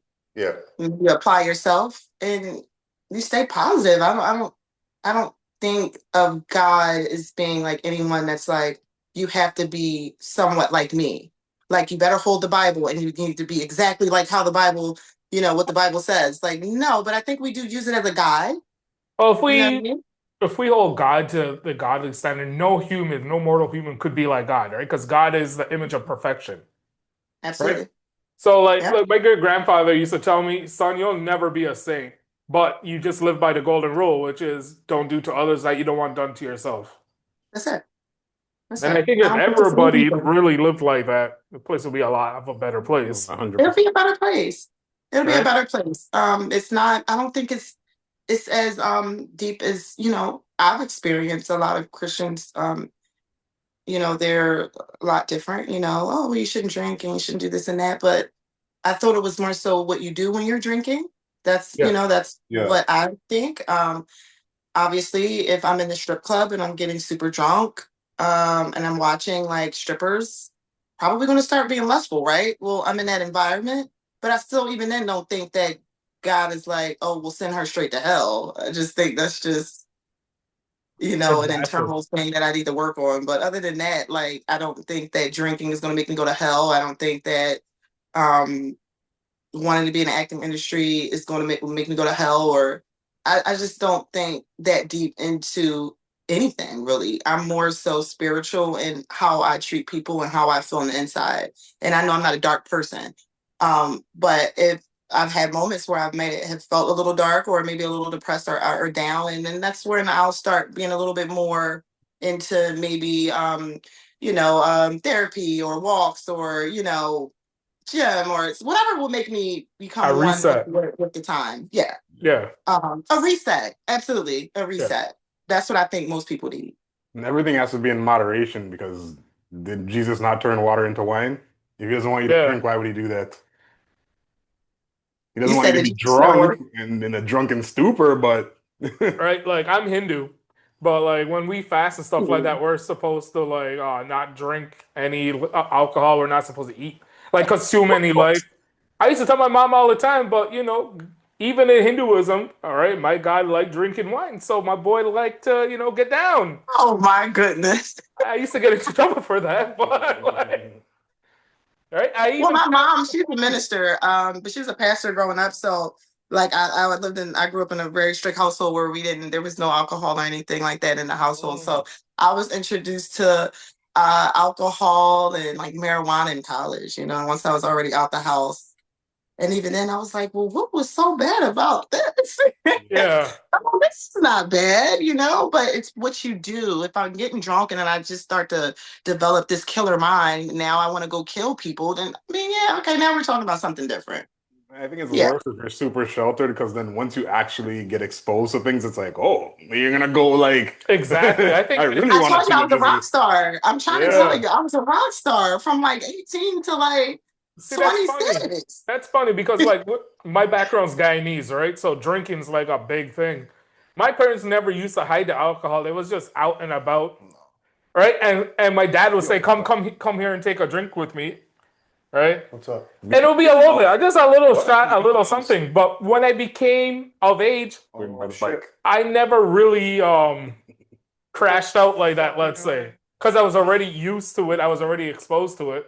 Sorry, we had a mouse just run in. You better watch that shit's going. What just happened? Chase it out. We had a mouse just run. I got cats. It's okay. You'll get right. We had a mouse just run in here. Special guest. You're really smart, huh? You must be really, really smart. Smart people have cats. Yes. I think there's something to cat owners. we own cats. Everybody owns cats. Listen, yeah. I've been around their cats enough to say like I'm good. I love their cats like they're my cats. So I say I'm a cat owner. I'm like a cat uncle. You know what I mean? Their uncle. See, I have a Shih Tzu Yorkie mix, but I grew up with a cat. His name was Simba. He was so adorable. Right. My family had dogs. He just took off that way. He's probably going back inside. All right. Okay, the mouse is gone. Mickey Mouse is gone. It was Disney listening to us. That's a first. We've never had an animal here. It is okay. You guys are funny. It's Walt Disney. We're getting too close. We're getting too close to the truth. If it was me, I would have been like, yeah, guys, so what did you say? Everybody turned around like, oh shit, it was a mouse? Y'all are funny. Well, Canadian. Crawling up our pant leg. Yeah, we don't want a skunk running in here. Are you guys outside? No, we're in the garage. We do this out of the garage. Oh, that's decent. I'm in my basement. We keep the door cracked so that we don't hotbox it, and I guess Mickey Mouse decided to come in for a bit of the show. Yeah. Yeah. Walt Disney didn't like what we were talking about, the Masonaries. Oh gosh. Well, we didn't say anything bad. Whoa. Okay, hold on. Do you think there's something to that with Disney?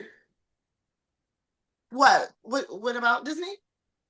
So there's the whole about like child trafficking and stuff like that. Do you think that there's something there with the whole Disney organization and Disney World and Disneyland and influencing pedophilia on people?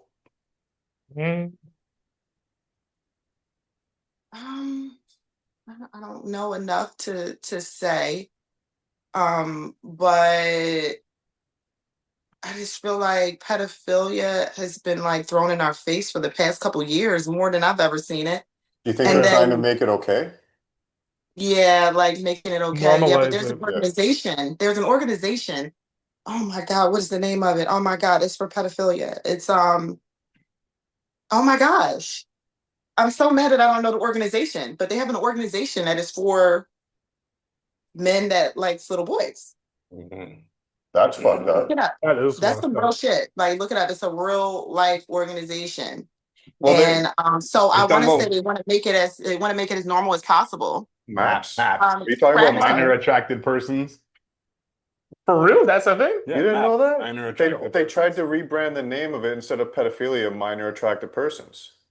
What the fuck? Yeah, Oh, man. yeah. Fucked up The shit. name, back in the day, the name's intense. I was like, how do you? But yeah, but even trafficking, I feel like it's like being thrown in our face. So it's like, let's at least let the masses know that, hey, we're here to stay, but let them see us, bring home some kids. You know what I mean? Let's let them see that we're trying to work it out. This list that was supposed to come out never came out. Like it's trafficking to me. When I think of trafficking, I think of drug dealing. You're never going to know who the culprit is. Yeah. They're never going to give the culprit away.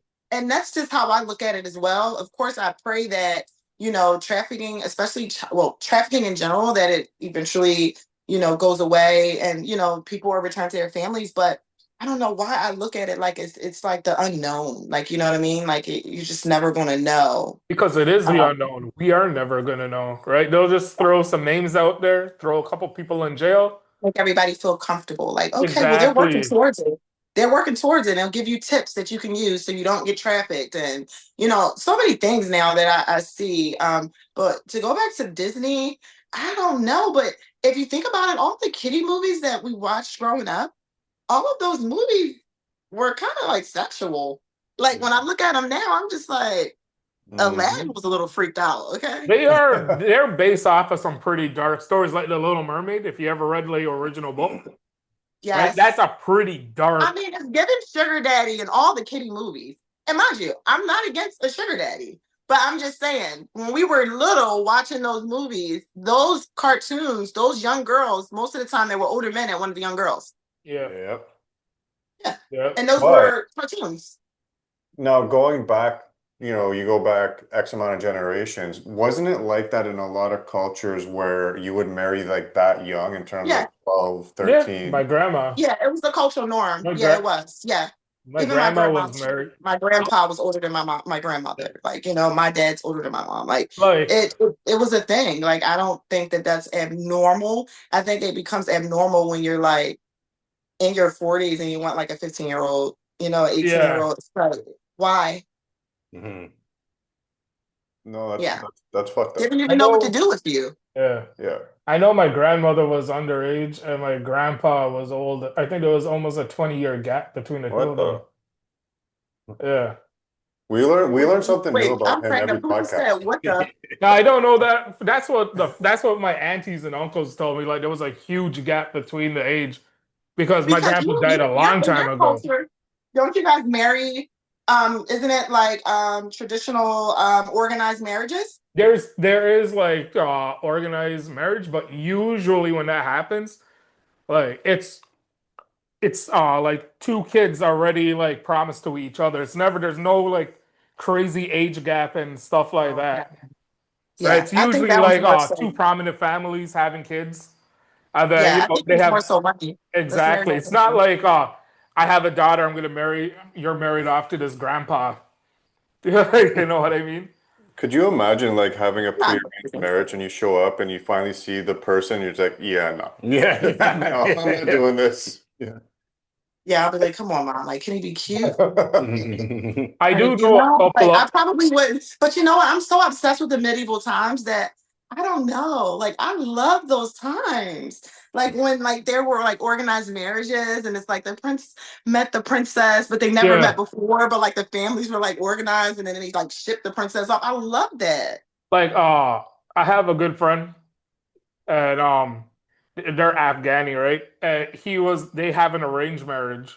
And like 2 years ago, that's the very first time they met each other and they got married the same day. It was like not the same day. It was like a week. They got to know each other within that week. But with that, you marry up, right? So apparently, no, you're supposed to like, when it comes to, from my understanding, like if you're gonna offer your daughter, it's to a higher standard. Well, right? I think in his case, they were just like two family friends, and they're like, hey, I gotta believe, and you know what? Well, it's been like 4 years now, and they're still married. They're happily married. Yeah, but they probably, yeah. I mean, I just feel like I do want us to get to a place in our world, and I mean the entire freaking world, where we are kind of aligned with other countries. I do like that about other countries, that, you know, their traditional values are set in stone and they're not like compromising that. I do feel like marriage in America is no longer the end all be all, but if you're not married, then you're not really building generational wealth. So I don't want it to be forced like other countries, but it would be nice if there were more people wanting to be married. I know so many millennials that are like, I'm probably never going to get married. And I'm just like, dude, so you just want to be by yourself the rest of your life? Like you don't want to partner, you don't want a partner, you know, that you can create revenue with and build, and they're like, no, I want my money to myself. So we're in a different world now where everybody's just like for self. And I think I modern day feel like I don't belong society here because I'm like, has no, I want to really, be married. yeah, I think modern day society has really blurred the image of marriage, and Mhm.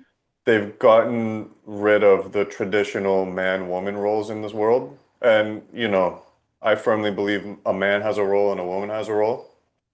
There's Yeah. certain things women can do that we can't. There's certain things we can do. And so you bring that to the table. And I think that they've really promoted the independent woman mentality. And because of that, a lot of women don't want to get married or have a man. I don't know if they promoted the independent women. I think there was just Oh, too yeah. many women that are like, I don't need a man, which is not normal. Until you get a flat on the side of the road, then you need a man. Let's be serious. Like I would not know what to do. When my car breaks down, I call my brother screaming and crying, like, help, it's urgent. Like, you know, and not even that, just in general, the safety Yep. component, just, Yep. you know, that, you know, being a provider and just having that security comes from a man. It doesn't come from a woman. And I'm not saying anything, you know, nothing against like, you know, same-sex marriages or anything like that. But I'm just saying, like, yeah, it's a big difference. hmm And I don't know if it's because I was brought up in a household where my parents were married. But even when they divorced, I still had like that male figure, you know, around. So I still had an idea of what a man, you know, how a man should carry it. But yeah, I feel like it's just a lot of women are just like had a couple bad experiences and they're just like, oh, well, I don't need a man for anything. But that's such a lonely lifestyle. And I've been single. I was single for, I would say, the past 2 years. And it's boring. It's boring to date, you know. You're just like, oh, okay, he's boring. Next. And then it's just like, no, like you want stability and a stable foundation, especially in your household. Yeah. Like you don't want multiple men, and then you definitely don't want to just be by yourself. Because what happens if a bunch of men come and bust in your house? What are you gonna do? Oh, I guess the independent woman has several firearms, I guess, right? That's We would it. hope so. I guess. I guess. Yeah, I don't agree with that. So most of the what are they, feminists probably wouldn't like me. But, you Yeah, know, 'cause we but, wouldn't but agree. playing off that terminology, feminists, where are all the feminists with these transgender men going into women's sports? Very quiet. Super quiet. I thought they stood up for women's rights. Exactly. Where are they at? And You're getting more men speak up against it than women. Yeah. Yeah, I do see a lot of men, and I love that though. I love that because Because I it's feel just like not that's right. It's not this. It's just It's not right. There's nothing right about a man claiming he's a woman, taking some fucking pills, and then going into a fucking boxing ring and boxing the face off of a woman. Yeah. And breaking all the records, breaking all the crazy women's records. work. Like That is seriously? crazy. yeah. I don't. Yeah, As a I society, don't how know. can you condone that type of shit? You know, I think it's. I don't know. I don't know what switch happened. I feel like we entered into another dimension once this started being a thing. Like, you know, the rise of, you know, these different lifestyles, and it was always there. I just don't think it was ever in our face the way it is now. Oh yeah. But I don't know. I always think that we like entered into another dimension. I don't know what it is, but But it's I like, don't. I'm not boxing a man. I You don't know? want to play basketball against a man. I probably won't win. I don't. How fair is that, right? I don't care if you have the same training. It's never going to be the same. No. Just like you guys can possibly, what is the forklift? You can drive a forklift. I will drive the forklift into a freaking ditch. Like, I don't know what to do with a forklift. Like, it's just certain things that men are supposed to do that women are just not supposed to do. And that could be another argument, because most women are like, no, we should do what men do. Why? Why? We Why do you don't want to need work to do hard? everything. You don't need to do everything. No, I don't want to work in an auto mechanic shop. I don't like the smell of oil.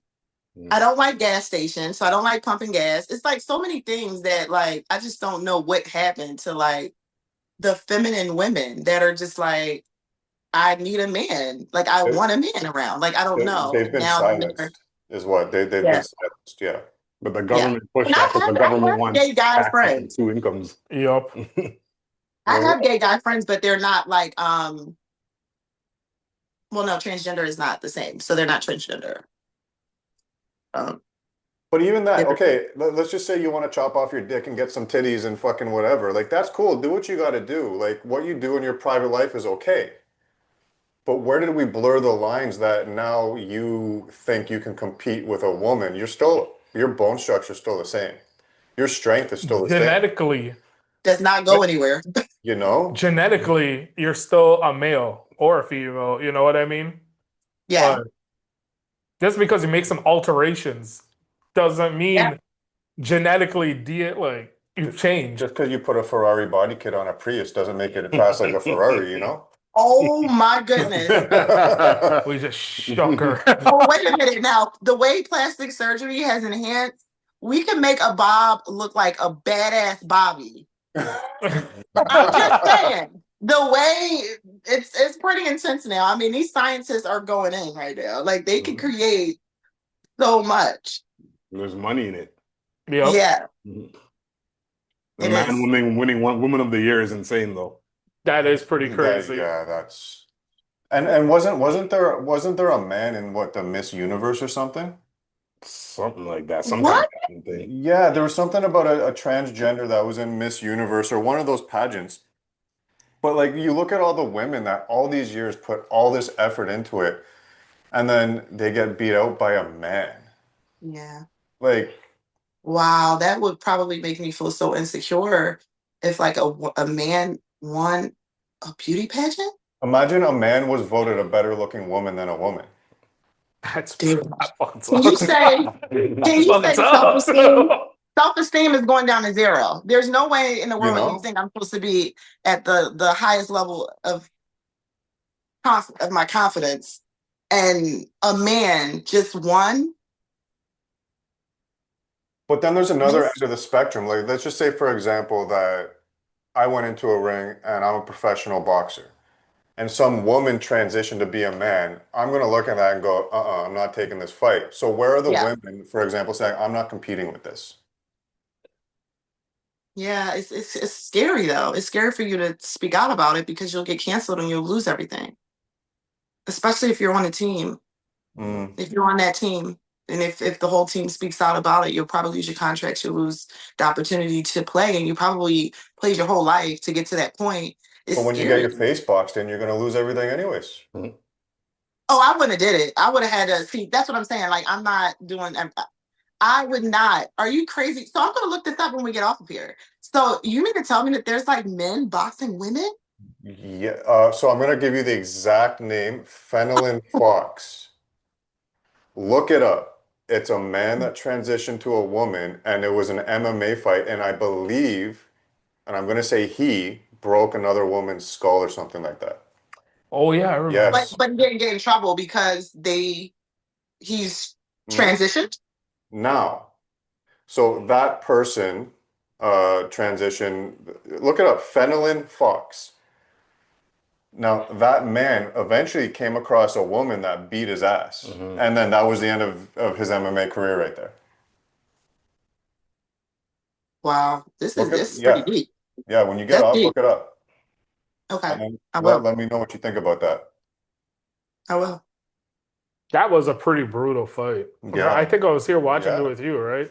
They should have called off. I never watched that live. I wouldn't watch that shit. You crazy? Where did I Fuck watch? that. I watched it somewhere. Where are you watching? You watching Yeah, Tranny where Fight? was I watching It's that? UFC. It's No, here it was somewhere. not UFC. They would not. Oh my God. You crazy? Or maybe it was just You were so highlights funny. You said I was not watching that with you. Who are you watching that with? That's what I want to know. Who are you watching this Maybe shit? it was just highlights I seen It on was all a YouTube. dream. He was It was all a dream. he was at home with his robot doll. Y'all are funny. Yeah, that's it. Oh my gosh. That's it. What do you guys think about Charlie Kirk? I didn't want to ever You touch believe this. it was an assassination, right? We just talked about this today, and I was like, this is a topic we don't want to discuss. Okay. And it's not because we don't want to discuss it, but I don't want it to be used as bait to get views. Right. Yeah, We because don't it is want it to very, be it is cut very and sad. cut out of context. All I'll say on that is, regardless of the side you're on, I think it's a very dark time when people will openly celebrate someone getting assassinated. Yeah, for their opinion, their views. I'm telling you, I had to take a break from scrolling because it was just it was disgusting. Nobody deserves to die. Nobody's God. That's the problem. Everybody wants to play God, you know what I mean? And I'll use the analogy just because we talked about this on one of the previous episodes. If you go back to 96, Mobb Deep was beefing with Tupac. They dropped a diss record, dropped a gem on him. It was supposed to get released on the radio, and then Tupac was killed. And even though that they were at war with each other, they pulled the record out of respect for Pac and his family. So we've lost the time where even in war you still respect the other side. Yeah, the respect is all gone. And to reach a point of human life where we celebrate someone getting murdered, I just think it's a sad time. Yeah. Oh no, it's a very dark, sad time. Yeah.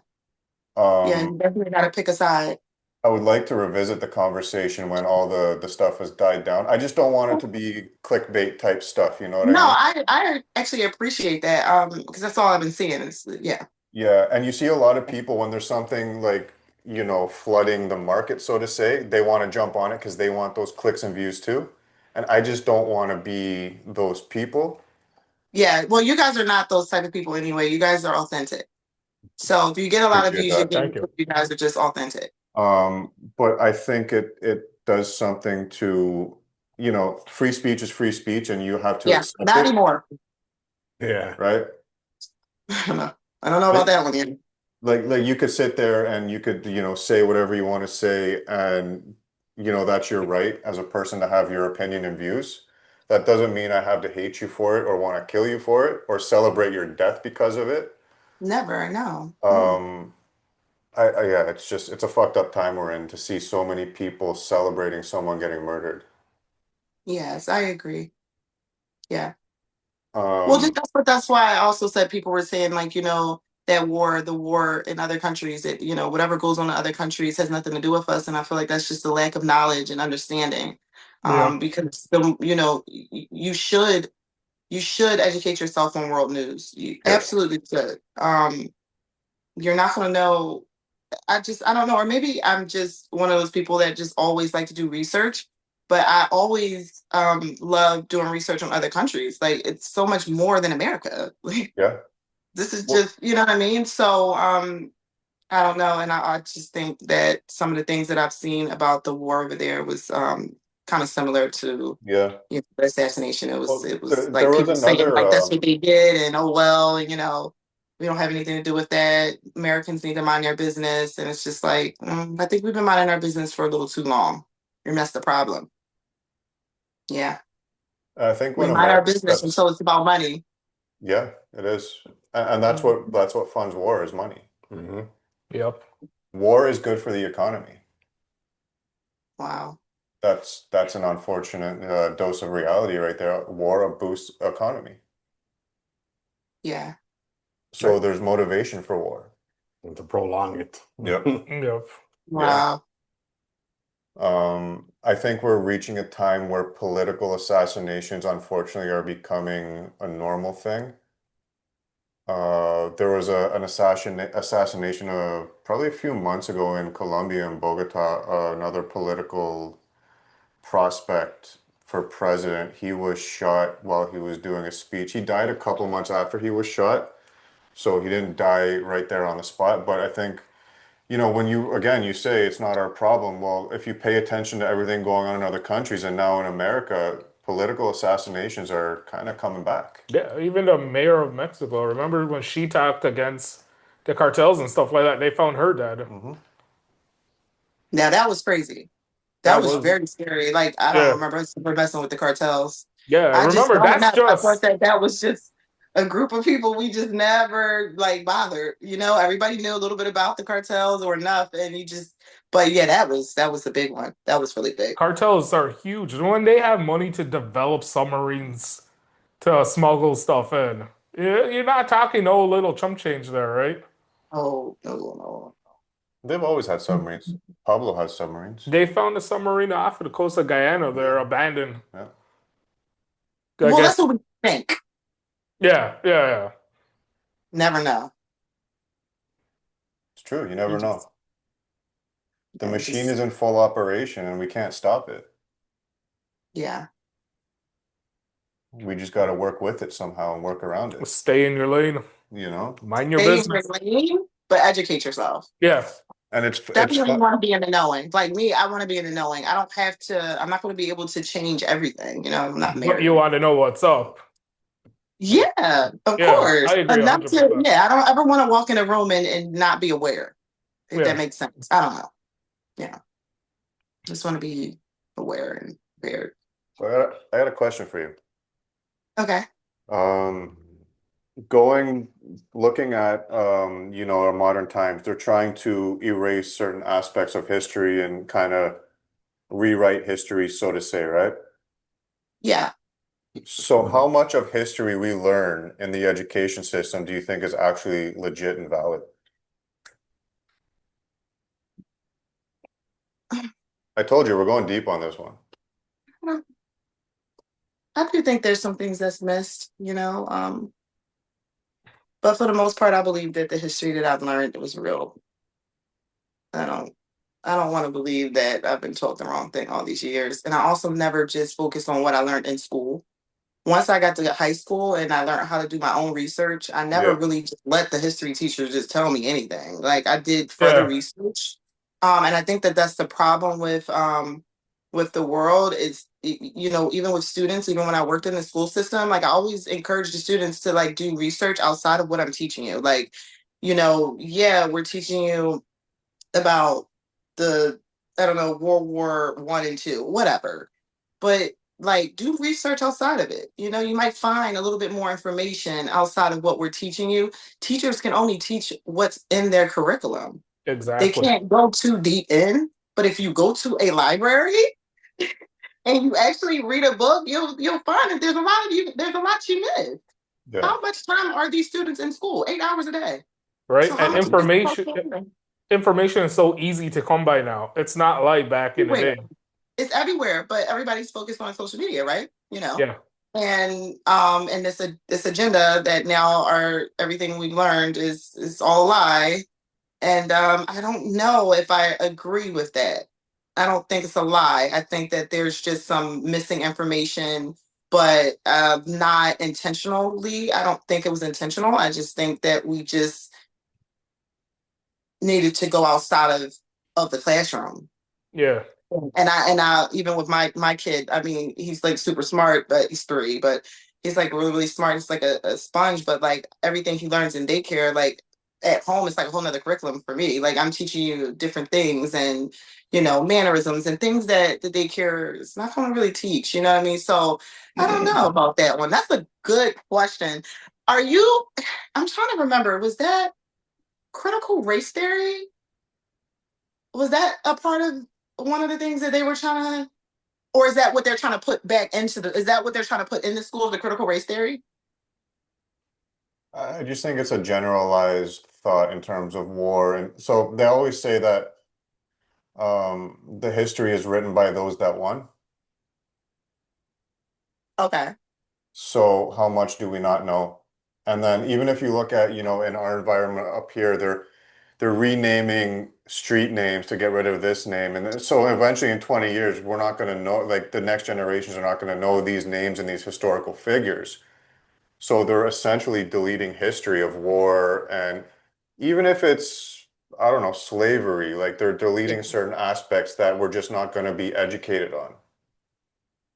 I So do have a lot of Republican friends who we talked about that. We had that conversation, and they feel like we are not we, but people are stuck. They're stuck. Like they're stuck. They're not able to progress and move forward yeah, life because of this time frame that's in our history that was very crucial, very devastating. I get it. I get it. I totally get it. We want to move forward, and right now in our world, you can see this is our whole new history right here. Like this shit that we are observing right now in our world right now is our own history right now. Not saying erase slavery. We can't erase slavery. yeah. You can't. You can't erase it. But I don't think they should take it away. But I definitely probably won't drill that in my son, if that makes sense. And maybe it's because I'm a new mom. No. Slavery wasn't drilled in my household. I learned it in school, did research, could not stand even watching movies. I don't even understand how people can watch the movies. But I wanted to be knowledgeable about what happened in the past and how far we have come as a people and where we are now and how far we're able to go moving forward. But me personally, it's such a devastating time. I don't personally want to continue to talk about it. I don't know. It's not fashion. It's not fashion. It's not a good time. Like, you know what I mean? I mean, unless we're talking about how far we've come as a people and the opportunities that are now available for us, we're going to talk about it. But if we're going to keep talking about a time where there were no rights for African American people, I don't want to talk about it. Because it just puts us back in that mindset, and we want to move forward. We want to be positive. Right now, we're not in a segregated world. Jim Crow is gone. It's done. You know, segregation life is done. Yeah, now there are groups of people that want to stay within their groups, and this is our world. They're allowed to do that. Mm-hmm. But we're not in that time frame anymore where we have to be afraid to apply for jobs. We can go to school. We can apply ourselves. We can get the highest level of degrees you can ever get. You can work in a corporate office with all Caucasian men and you'll be okay. Okay. It's going to be competitive, but you'll be okay. Like, I think it's a little bit different from a woman's perspective. Cause I just feel like, I'm not saying screw slavery. I'm not saying that, but I'm just saying it's a whole nother level when you're working with men. Yeah. Sorry, guys. No, it is what it is. It's a whole nother level. Can we talk about that? Women working with a whole bunch of men? In my experience, I have been blessed. Because the men that I've been working around have been very supportive, wanting to teach you, wanting you to grow, right? But then there are some women that are, unfortunately experiencing discrimination in the workplace and all types of things, that still happens in 2025. And that's the issue. Like, discrimination still happens. We have laws now that can protect you from those things. And I think that that's amazing in itself. If your job is discriminating on you in any way, shape, or form and violating EEOC guidelines within the state, you have every right to go file a complaint. And you have every right to go get a lawyer. And that's a civil rights case. So I think if we think about back then, they couldn't do that. Civil rights where? What laws were put in place for us to be able to do anything back then if we felt like we were not able to go into a restaurant or, so I don't like the living past. I definitely think it's time to move forward. I'm not saying erase it. But if I could think about the kids nowadays, oh my God, the Gen Zs, can you imagine teaching the 12-year-olds right now about slavery? Oh my God, you're talking about literally teaching them anger. Yeah. Already. 8-year-olds. Like And I get it. It's like, but you want them to be knowledgeable, but we are in a different time frame. These kids are different. They're going to take that information and they're going to literally apply it. Like, we're going to, like, I can't explain it. Like, it's just scary right now. Like, to even talk about it, you know, like, and Gen Zs are just like, they're not having it. They're just like, no, like, and then we'll have a whole war. And it's just like, no, but that's not why you're learning this. You're just learning this because this is your history. This is just to show you where your ancestors, what they did and where they were, and all the work, all the sacrifices that they did to get us to where we are. But now that we are where we are, what's next? You know what I mean? We all are individuals. We have our own path. But I'm not gonna say that anybody holds me back from being successful. I can't. I refuse to give anybody that much power. I don't know. Oh, that's a Does that sound mean? Even if you look at the progress that women have progressed over the years in terms of the workforce and getting out there, like they've progressed a lot as well. Yeah. Hell yeah. Hell yeah. But I feel like it's going to keep getting more competitive. And I like that. I don't like anything easy.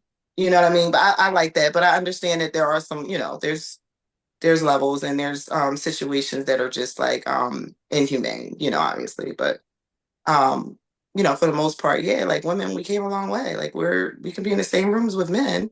That's what we wanted so bad, right? Yeah. Yeah.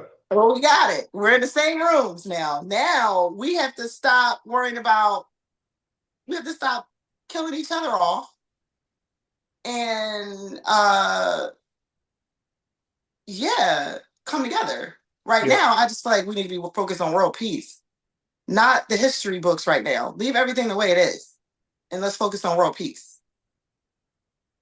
So I can start traveling again. Because right now I'm a little nervous to travel. Yeah. Where do you want to travel to right now? Where's the first place that pops in your brain that you want to travel to? Right now, I would say I would like to go to Paris. Paris? I would like to go to Paris. Paris is a bit of a shit show right now, actually. I know. Paris, England. I heard Shit England. show is an understatement. Yeah. Paris and an island, like I don't know. I've never been to Dominican Republic. I have my Gatorade. I would like to go to an island. But Paris is like just a dream place that I don't know what it is about that place. It just seems magical. Like I feel like I'm gonna find love there. Yeah. I don't know. So just so you know, the same fears that you're feeling about going to certain places is the same fears that they're putting into Canadians about traveling to America right now. Why? Because of ISIS? Because of ICE? That Trump. But ICE is not looking for Canadians. Apparently they're looking for like Mexicans. Yeah.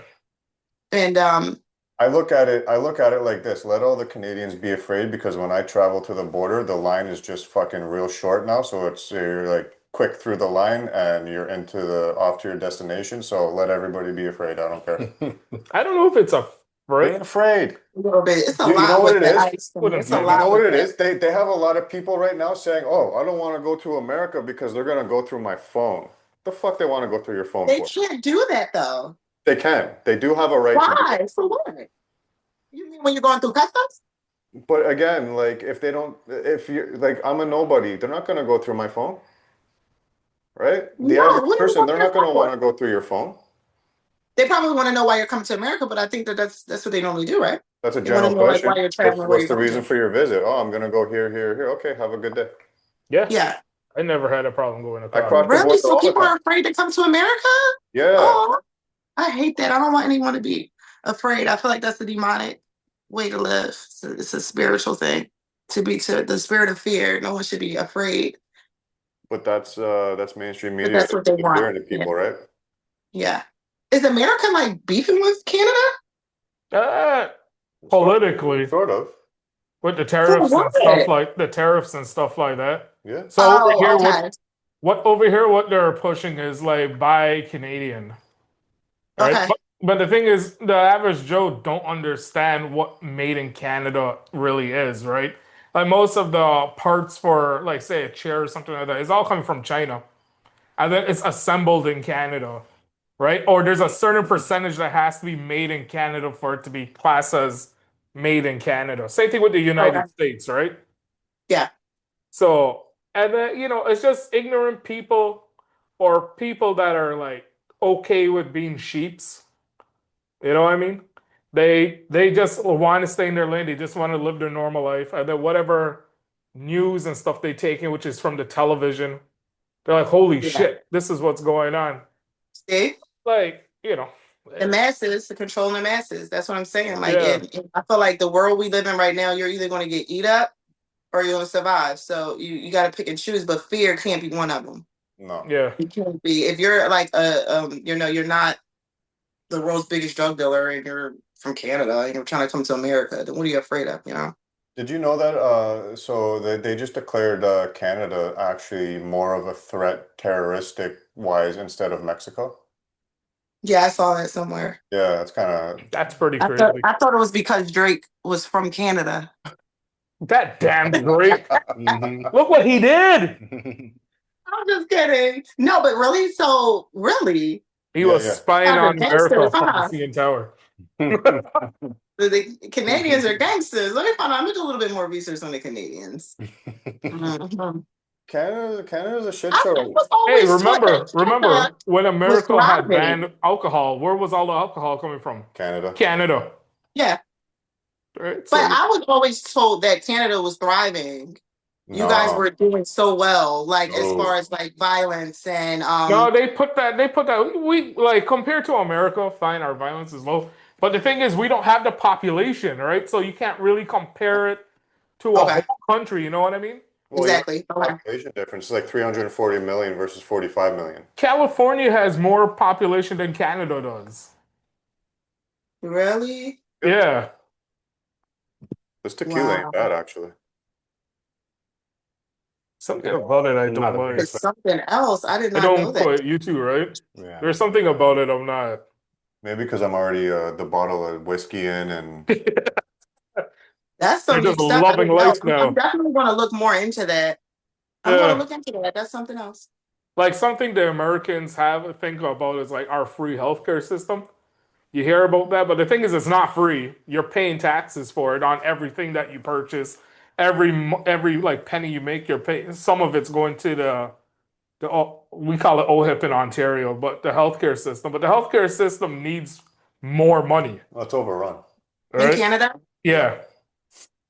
Like I used to take my mom to the hospitals and stuff like that. She'd be complaining about like heart pains, and we're in emergency 3-4 hours in.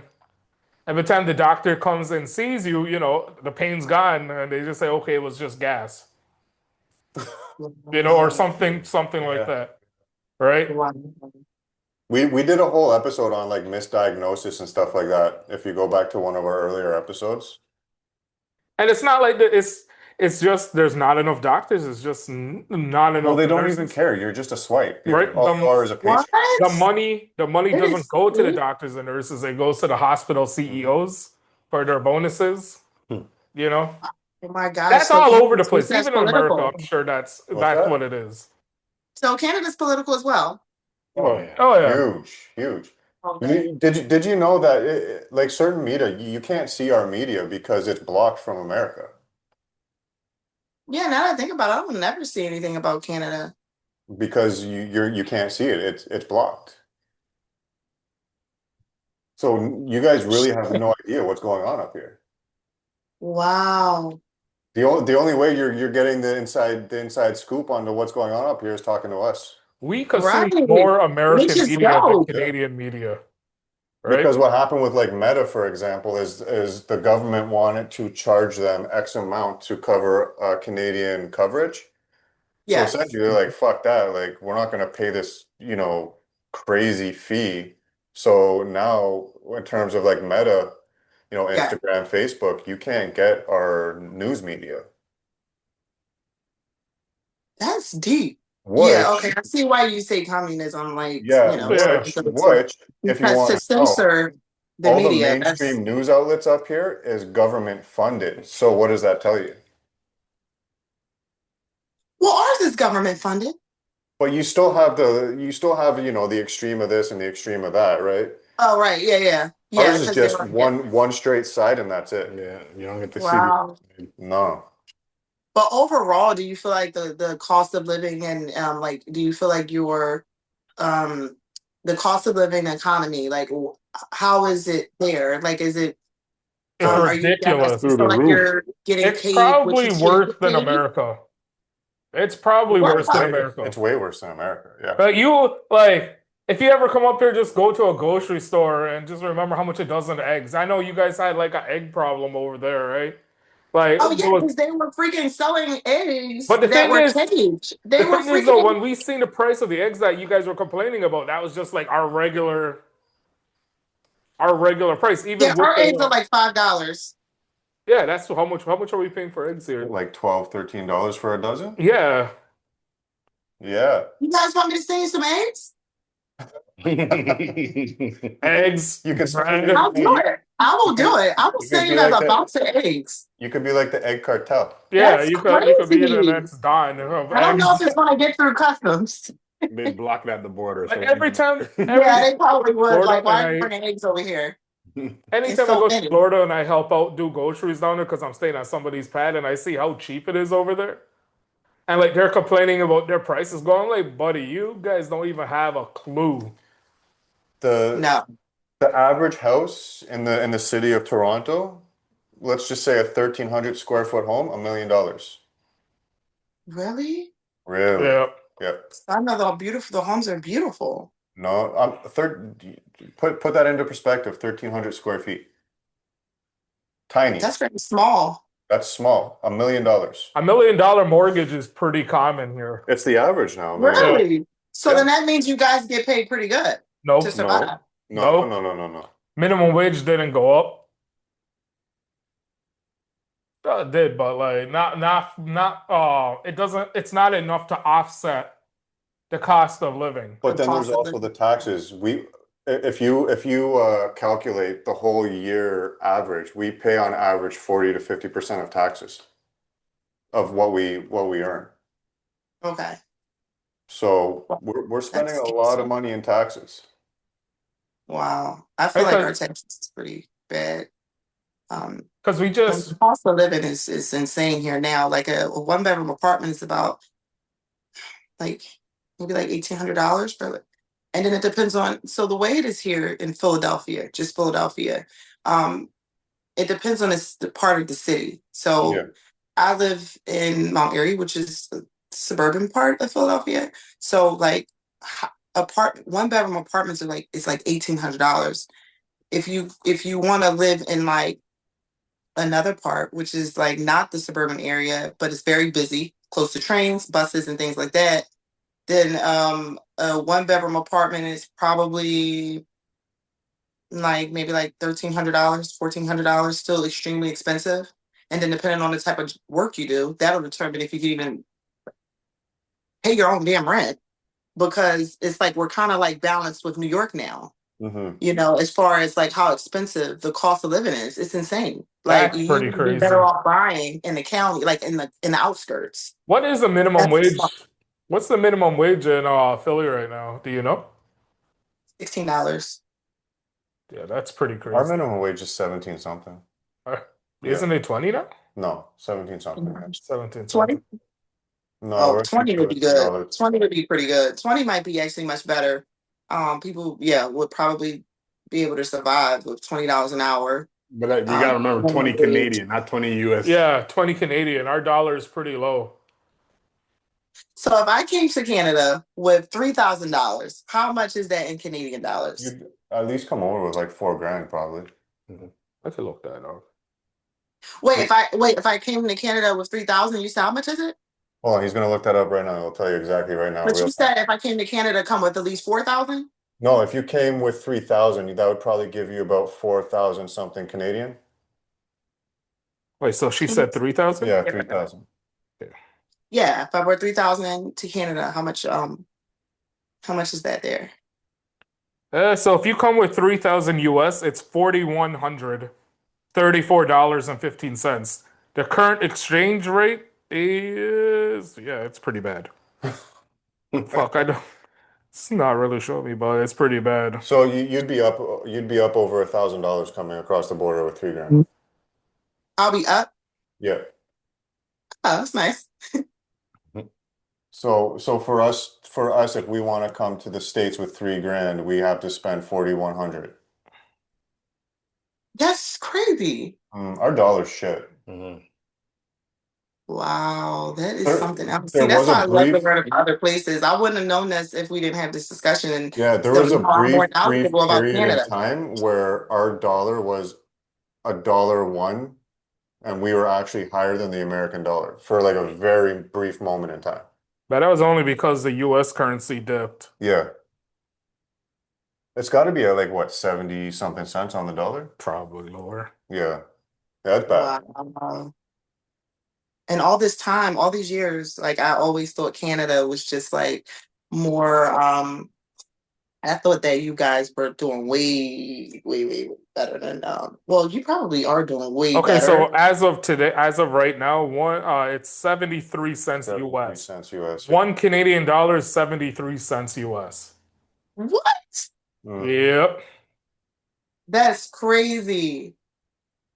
I mean, I could go to DR with $2,000 and I'm rich. Yeah. And come to Canada, you can be rich Pesos. too. There you go. You don't even have to go to DR. Just hop across the border. Come to Canada with $3,000, you'll drop that in the grocery store with one bag of groceries. That's the thing. Like, Yeah, coming at that's that the point, other thing though, right? You're buying.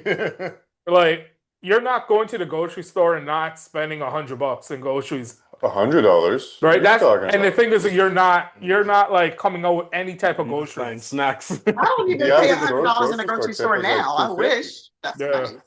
I haven't done groceries in a solid minute, so Yeah. I don't know what it is now. With the kids and stuff like that, I have no idea. 200 Yeah, plus. no, it's You hard. guys have Uber or Lyft? Yeah. Oh, okay, cool. Yeah, Okay. So we I'm got sure Uber. your Uber and your Lyft is probably pretty expensive. I don't know. I couldn't tell you. I don't take it. So. Yeah, I don't really take it. Yeah, I you imagine take it's it gotta be here, up like there. if you're going in the city, like if you're going downtown in Center City, Philadelphia, you never want to drive down there. It's like horrible. It's like so congested. So like your best bet is to not park in the city because you're going to spend at least $30 for parking, just for parking, and it's only for a few hours. So most Yeah. people just Uber in the city and then Yeah. hang out in the city and then Uber back wherever they're from. And the Uber in Center City from like where I am is like maybe like $35 on a Friday or Saturday, at least 50. Yeah, you're paying those premium weekend rates. It's like downtown with the parking is like, you might spend $25, $30. Event days, $50, $60. Yep. Price wise, I feel like we're pretty close to Philadelphia and stuff like that. It's just that It seems and like what you're calling like $35 is just the currency is the difference. Yeah. You get what I mean? Yeah. Yeah. I'm just looking up to see from like my house to Toronto. You definitely, if we travel to the United States, if we wanna have a good trip, we gotta like triple our money going over. yeah, you guys just put all your money together and just come to Philly. Yeah, just take a trip and come to Philly, take you to Ashton's. I'll take you to like Holt's, all the cigar places. Karina knows all I've never been to Philly. She knows. Who just said that? I know I've never been to Philly, no. Really? You guys been to Yeah. Philly? I've only passed through, but never like stopped. Yeah, the only thing I know about Philly How is unless dare I you show pass it's always through and never sunny in stop. Philadelphia. Yeah, you got to come to Philadelphia when it's like, I don't know. I love the winter here. Fall? My favorite season is fall. How did you know that? I was just curious because you said you like the winter. Yeah, like not the winter months, more so like now, like right now I could put like a leather jacket on or like a denim jacket. Like I love boots and like this is my favorite season. Okay, Then so I just looked up the Uber thing. Yeah. I live closer to Toronto in the suburbs. So from my house to like say downtown Toronto, right now the cheapest one is $61.84. You're nowhere near Toronto downtown.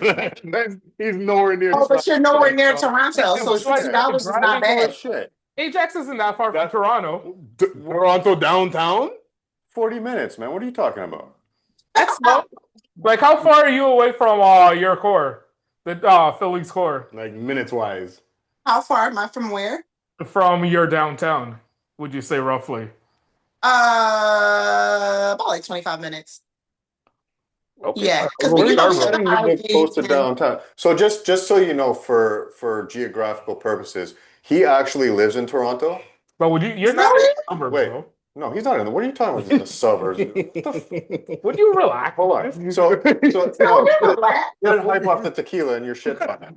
So hold on. Yes, He I like actually your lives in the tequila. city. Y'all tequila got y'all talking. Yeah, he lives in the city. I could get downtown in 15 minutes. Yeah. What's my old address? He lives in the suburbs, probably Okay. about 35, 40 minutes outside of downtown. I'm almost borderline country. Oh, okay. So you're on the outskirts, I'm completely on the outskirts. I was which born is and smart. raised. I was born and raised in one of the boroughs in the city, Okay. and I would never go back.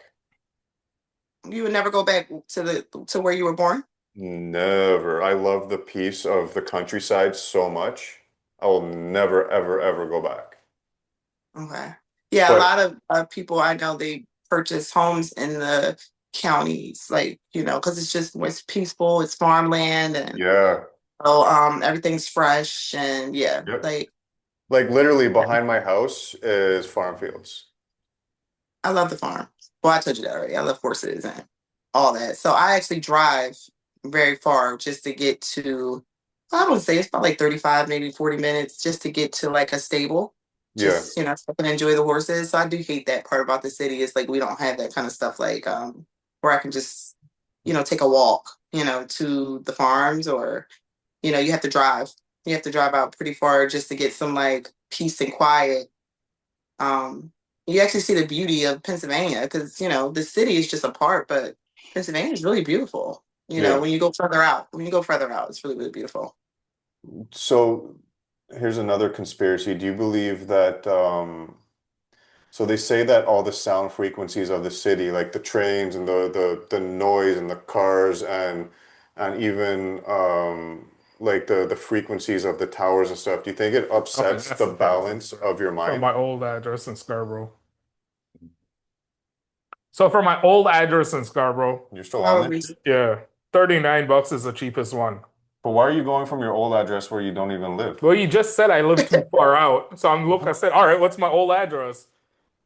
It was more out of curiosity. Still expensive. Y'all, you guys are funny. I don't know. You know what? It might. To answer your question, it might, because when I go in the county, it's a sense of peace. Mm.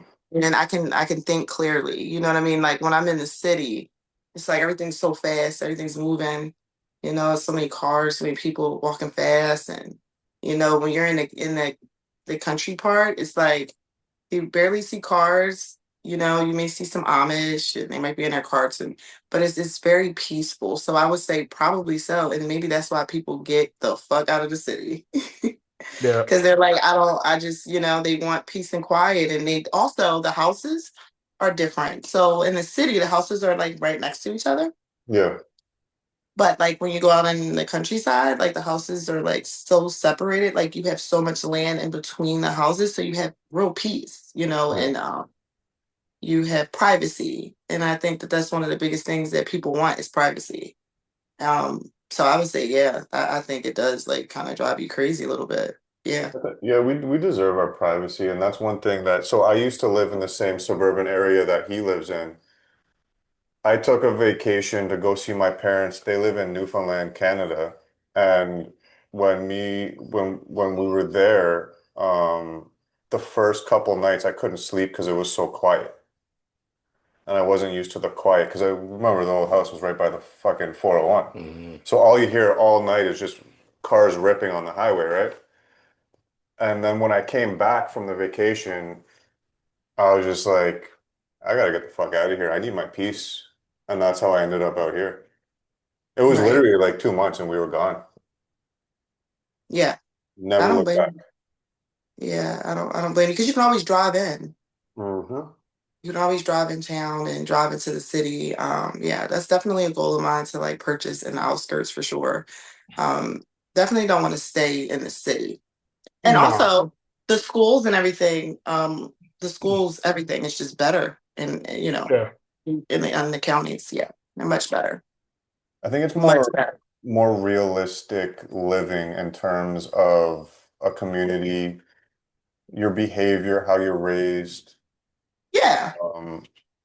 Again, I was not raised in suburbs or countryside. I was raised in a borough called Scarborough in Toronto.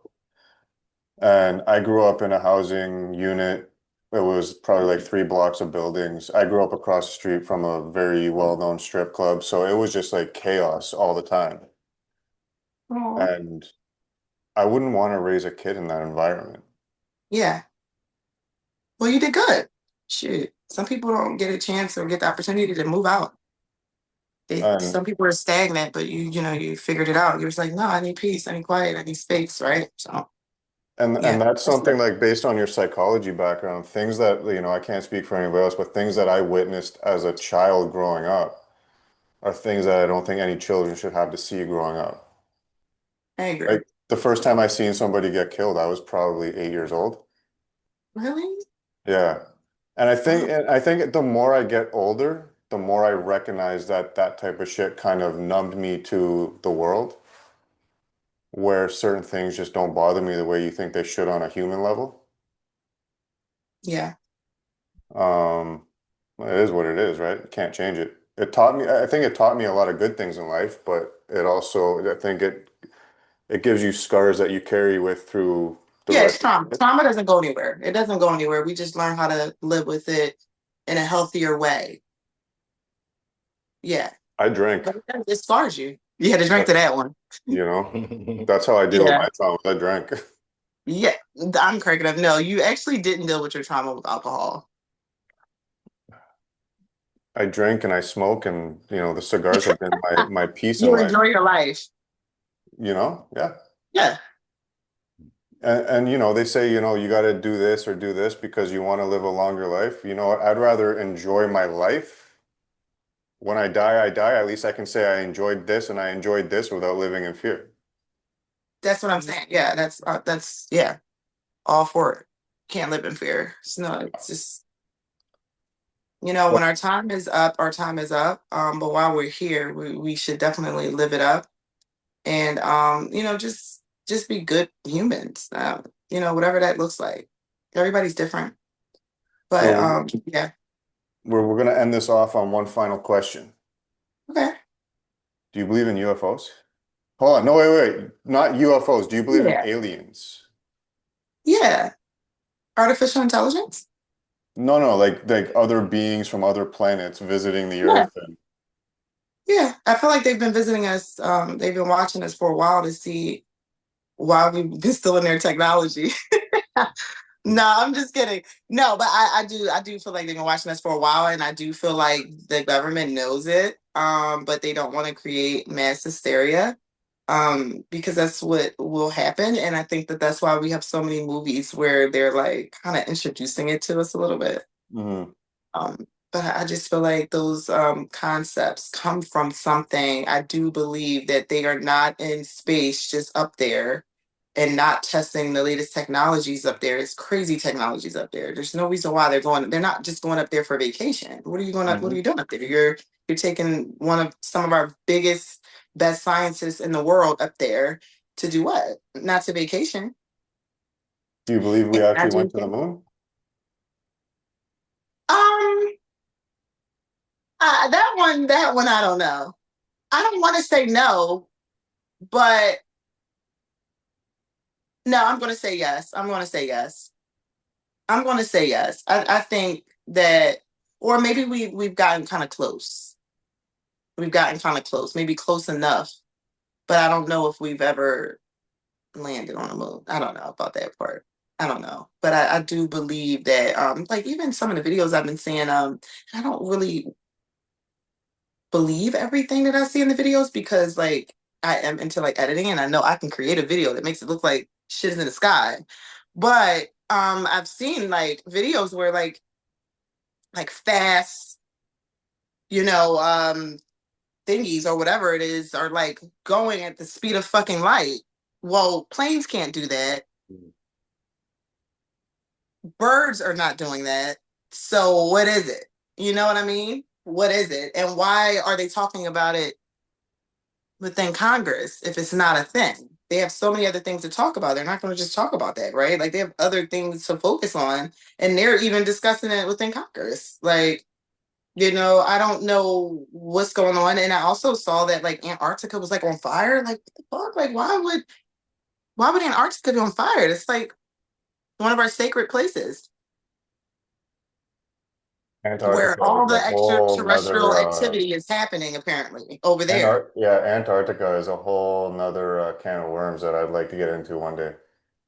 Let's do it. I definitely want to see you guys again for sure. Yeah, I was trying definitely got to. to do a next one for sure.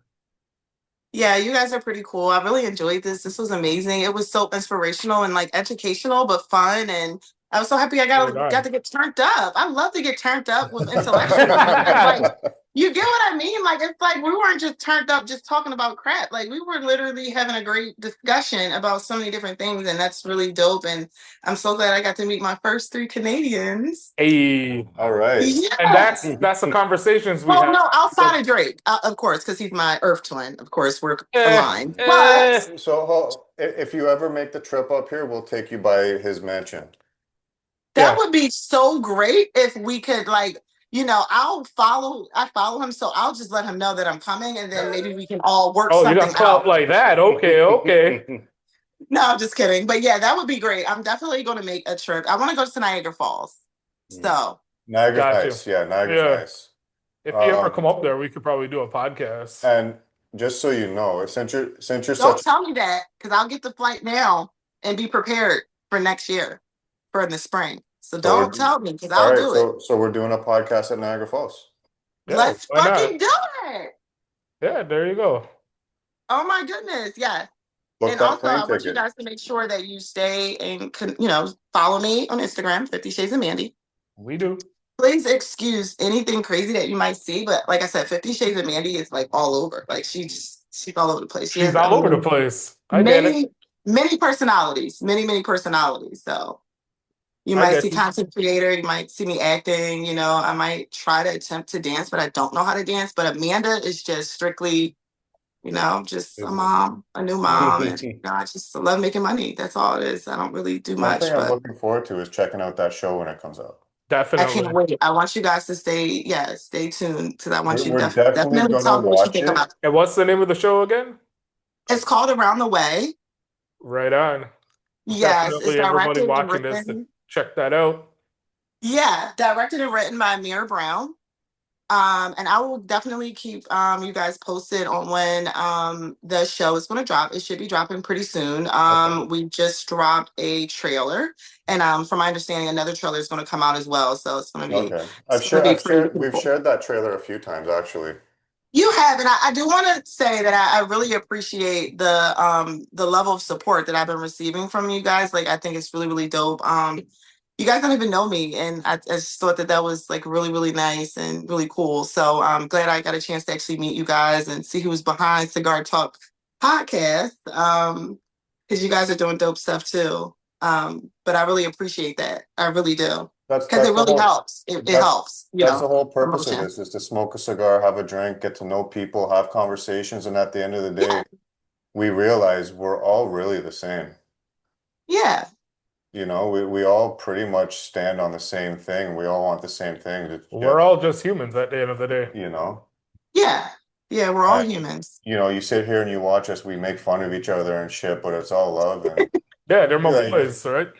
that's part of a healthy relationship. You got to be able to make fun of each other and kind of take it with a grain of salt. It is. Yeah, you guys don't have an accent though. What's that? You guys don't have an accent. Okay. What accent were you expecting? Do you want us to say like cheese and stuff like that? Were you expecting like? Well, I was expecting like a stronger accent. I don't know. Canadian, eh? Hey, Canadian, eh? I'm Marved right now. Yeah. No, don't even talk. No. Yeah, eh? Yeah, You're so cool. Okay, so hold on. Before we cut out, have you heard the stupid ass Toronto accent that's been going around on like Instagram and shit? No, what is it? Okay, when you see these videos, we don't talk like that up here. No? No, we do not, like the slang and stuff that they're using, we don't fucking talk like that. If anything, that's like a younger generation. I've heard it. I've heard it too. Oh, I've heard okay. people. It's more of the younger It's generation. but definitely the yeah, younger I've generation. heard it. Got you. Them damn Okay. Gen Zs. No, we definitely don't. No, no, we're good. Yeah. Well, thank you so much for my cigars and my cutter and educating me on cigars because this was really, really good. I can't believe that I only have like a little bit left. Ah, sheesh. God Oh my damn. goodness. How much you got left? I stopped smoking. Where's it? Where's it? It's in my pocket. Where? Let me. It's in your In the pocket? pocket. Hold on. Yeah. Oh, your pocket. Your clothes smell strong. Hey, you smoked more of it than this man right here. Yeah, but I smoked 4 for He's today. not the beginner. Don't matter. What do you mean? Fuck out of here. Not for full. You didn't know. I smoked full. Okay. Oh, We okay. we did 3 podcasts today. Hey, don't okay? listen to this guy. This guy's Really? trash right now. He's Marvin. You guys are decent. We did That's a lot of work. Jeez. Y'all hold are on. working. We did 3 podcasts today. He only smoked half of a cigar each podcast. I only smoke 1 cigar, right? I don't smoke a lot of cigars. I like smoking them on my own time. I can't fault you for that, but Right? still. That's what the.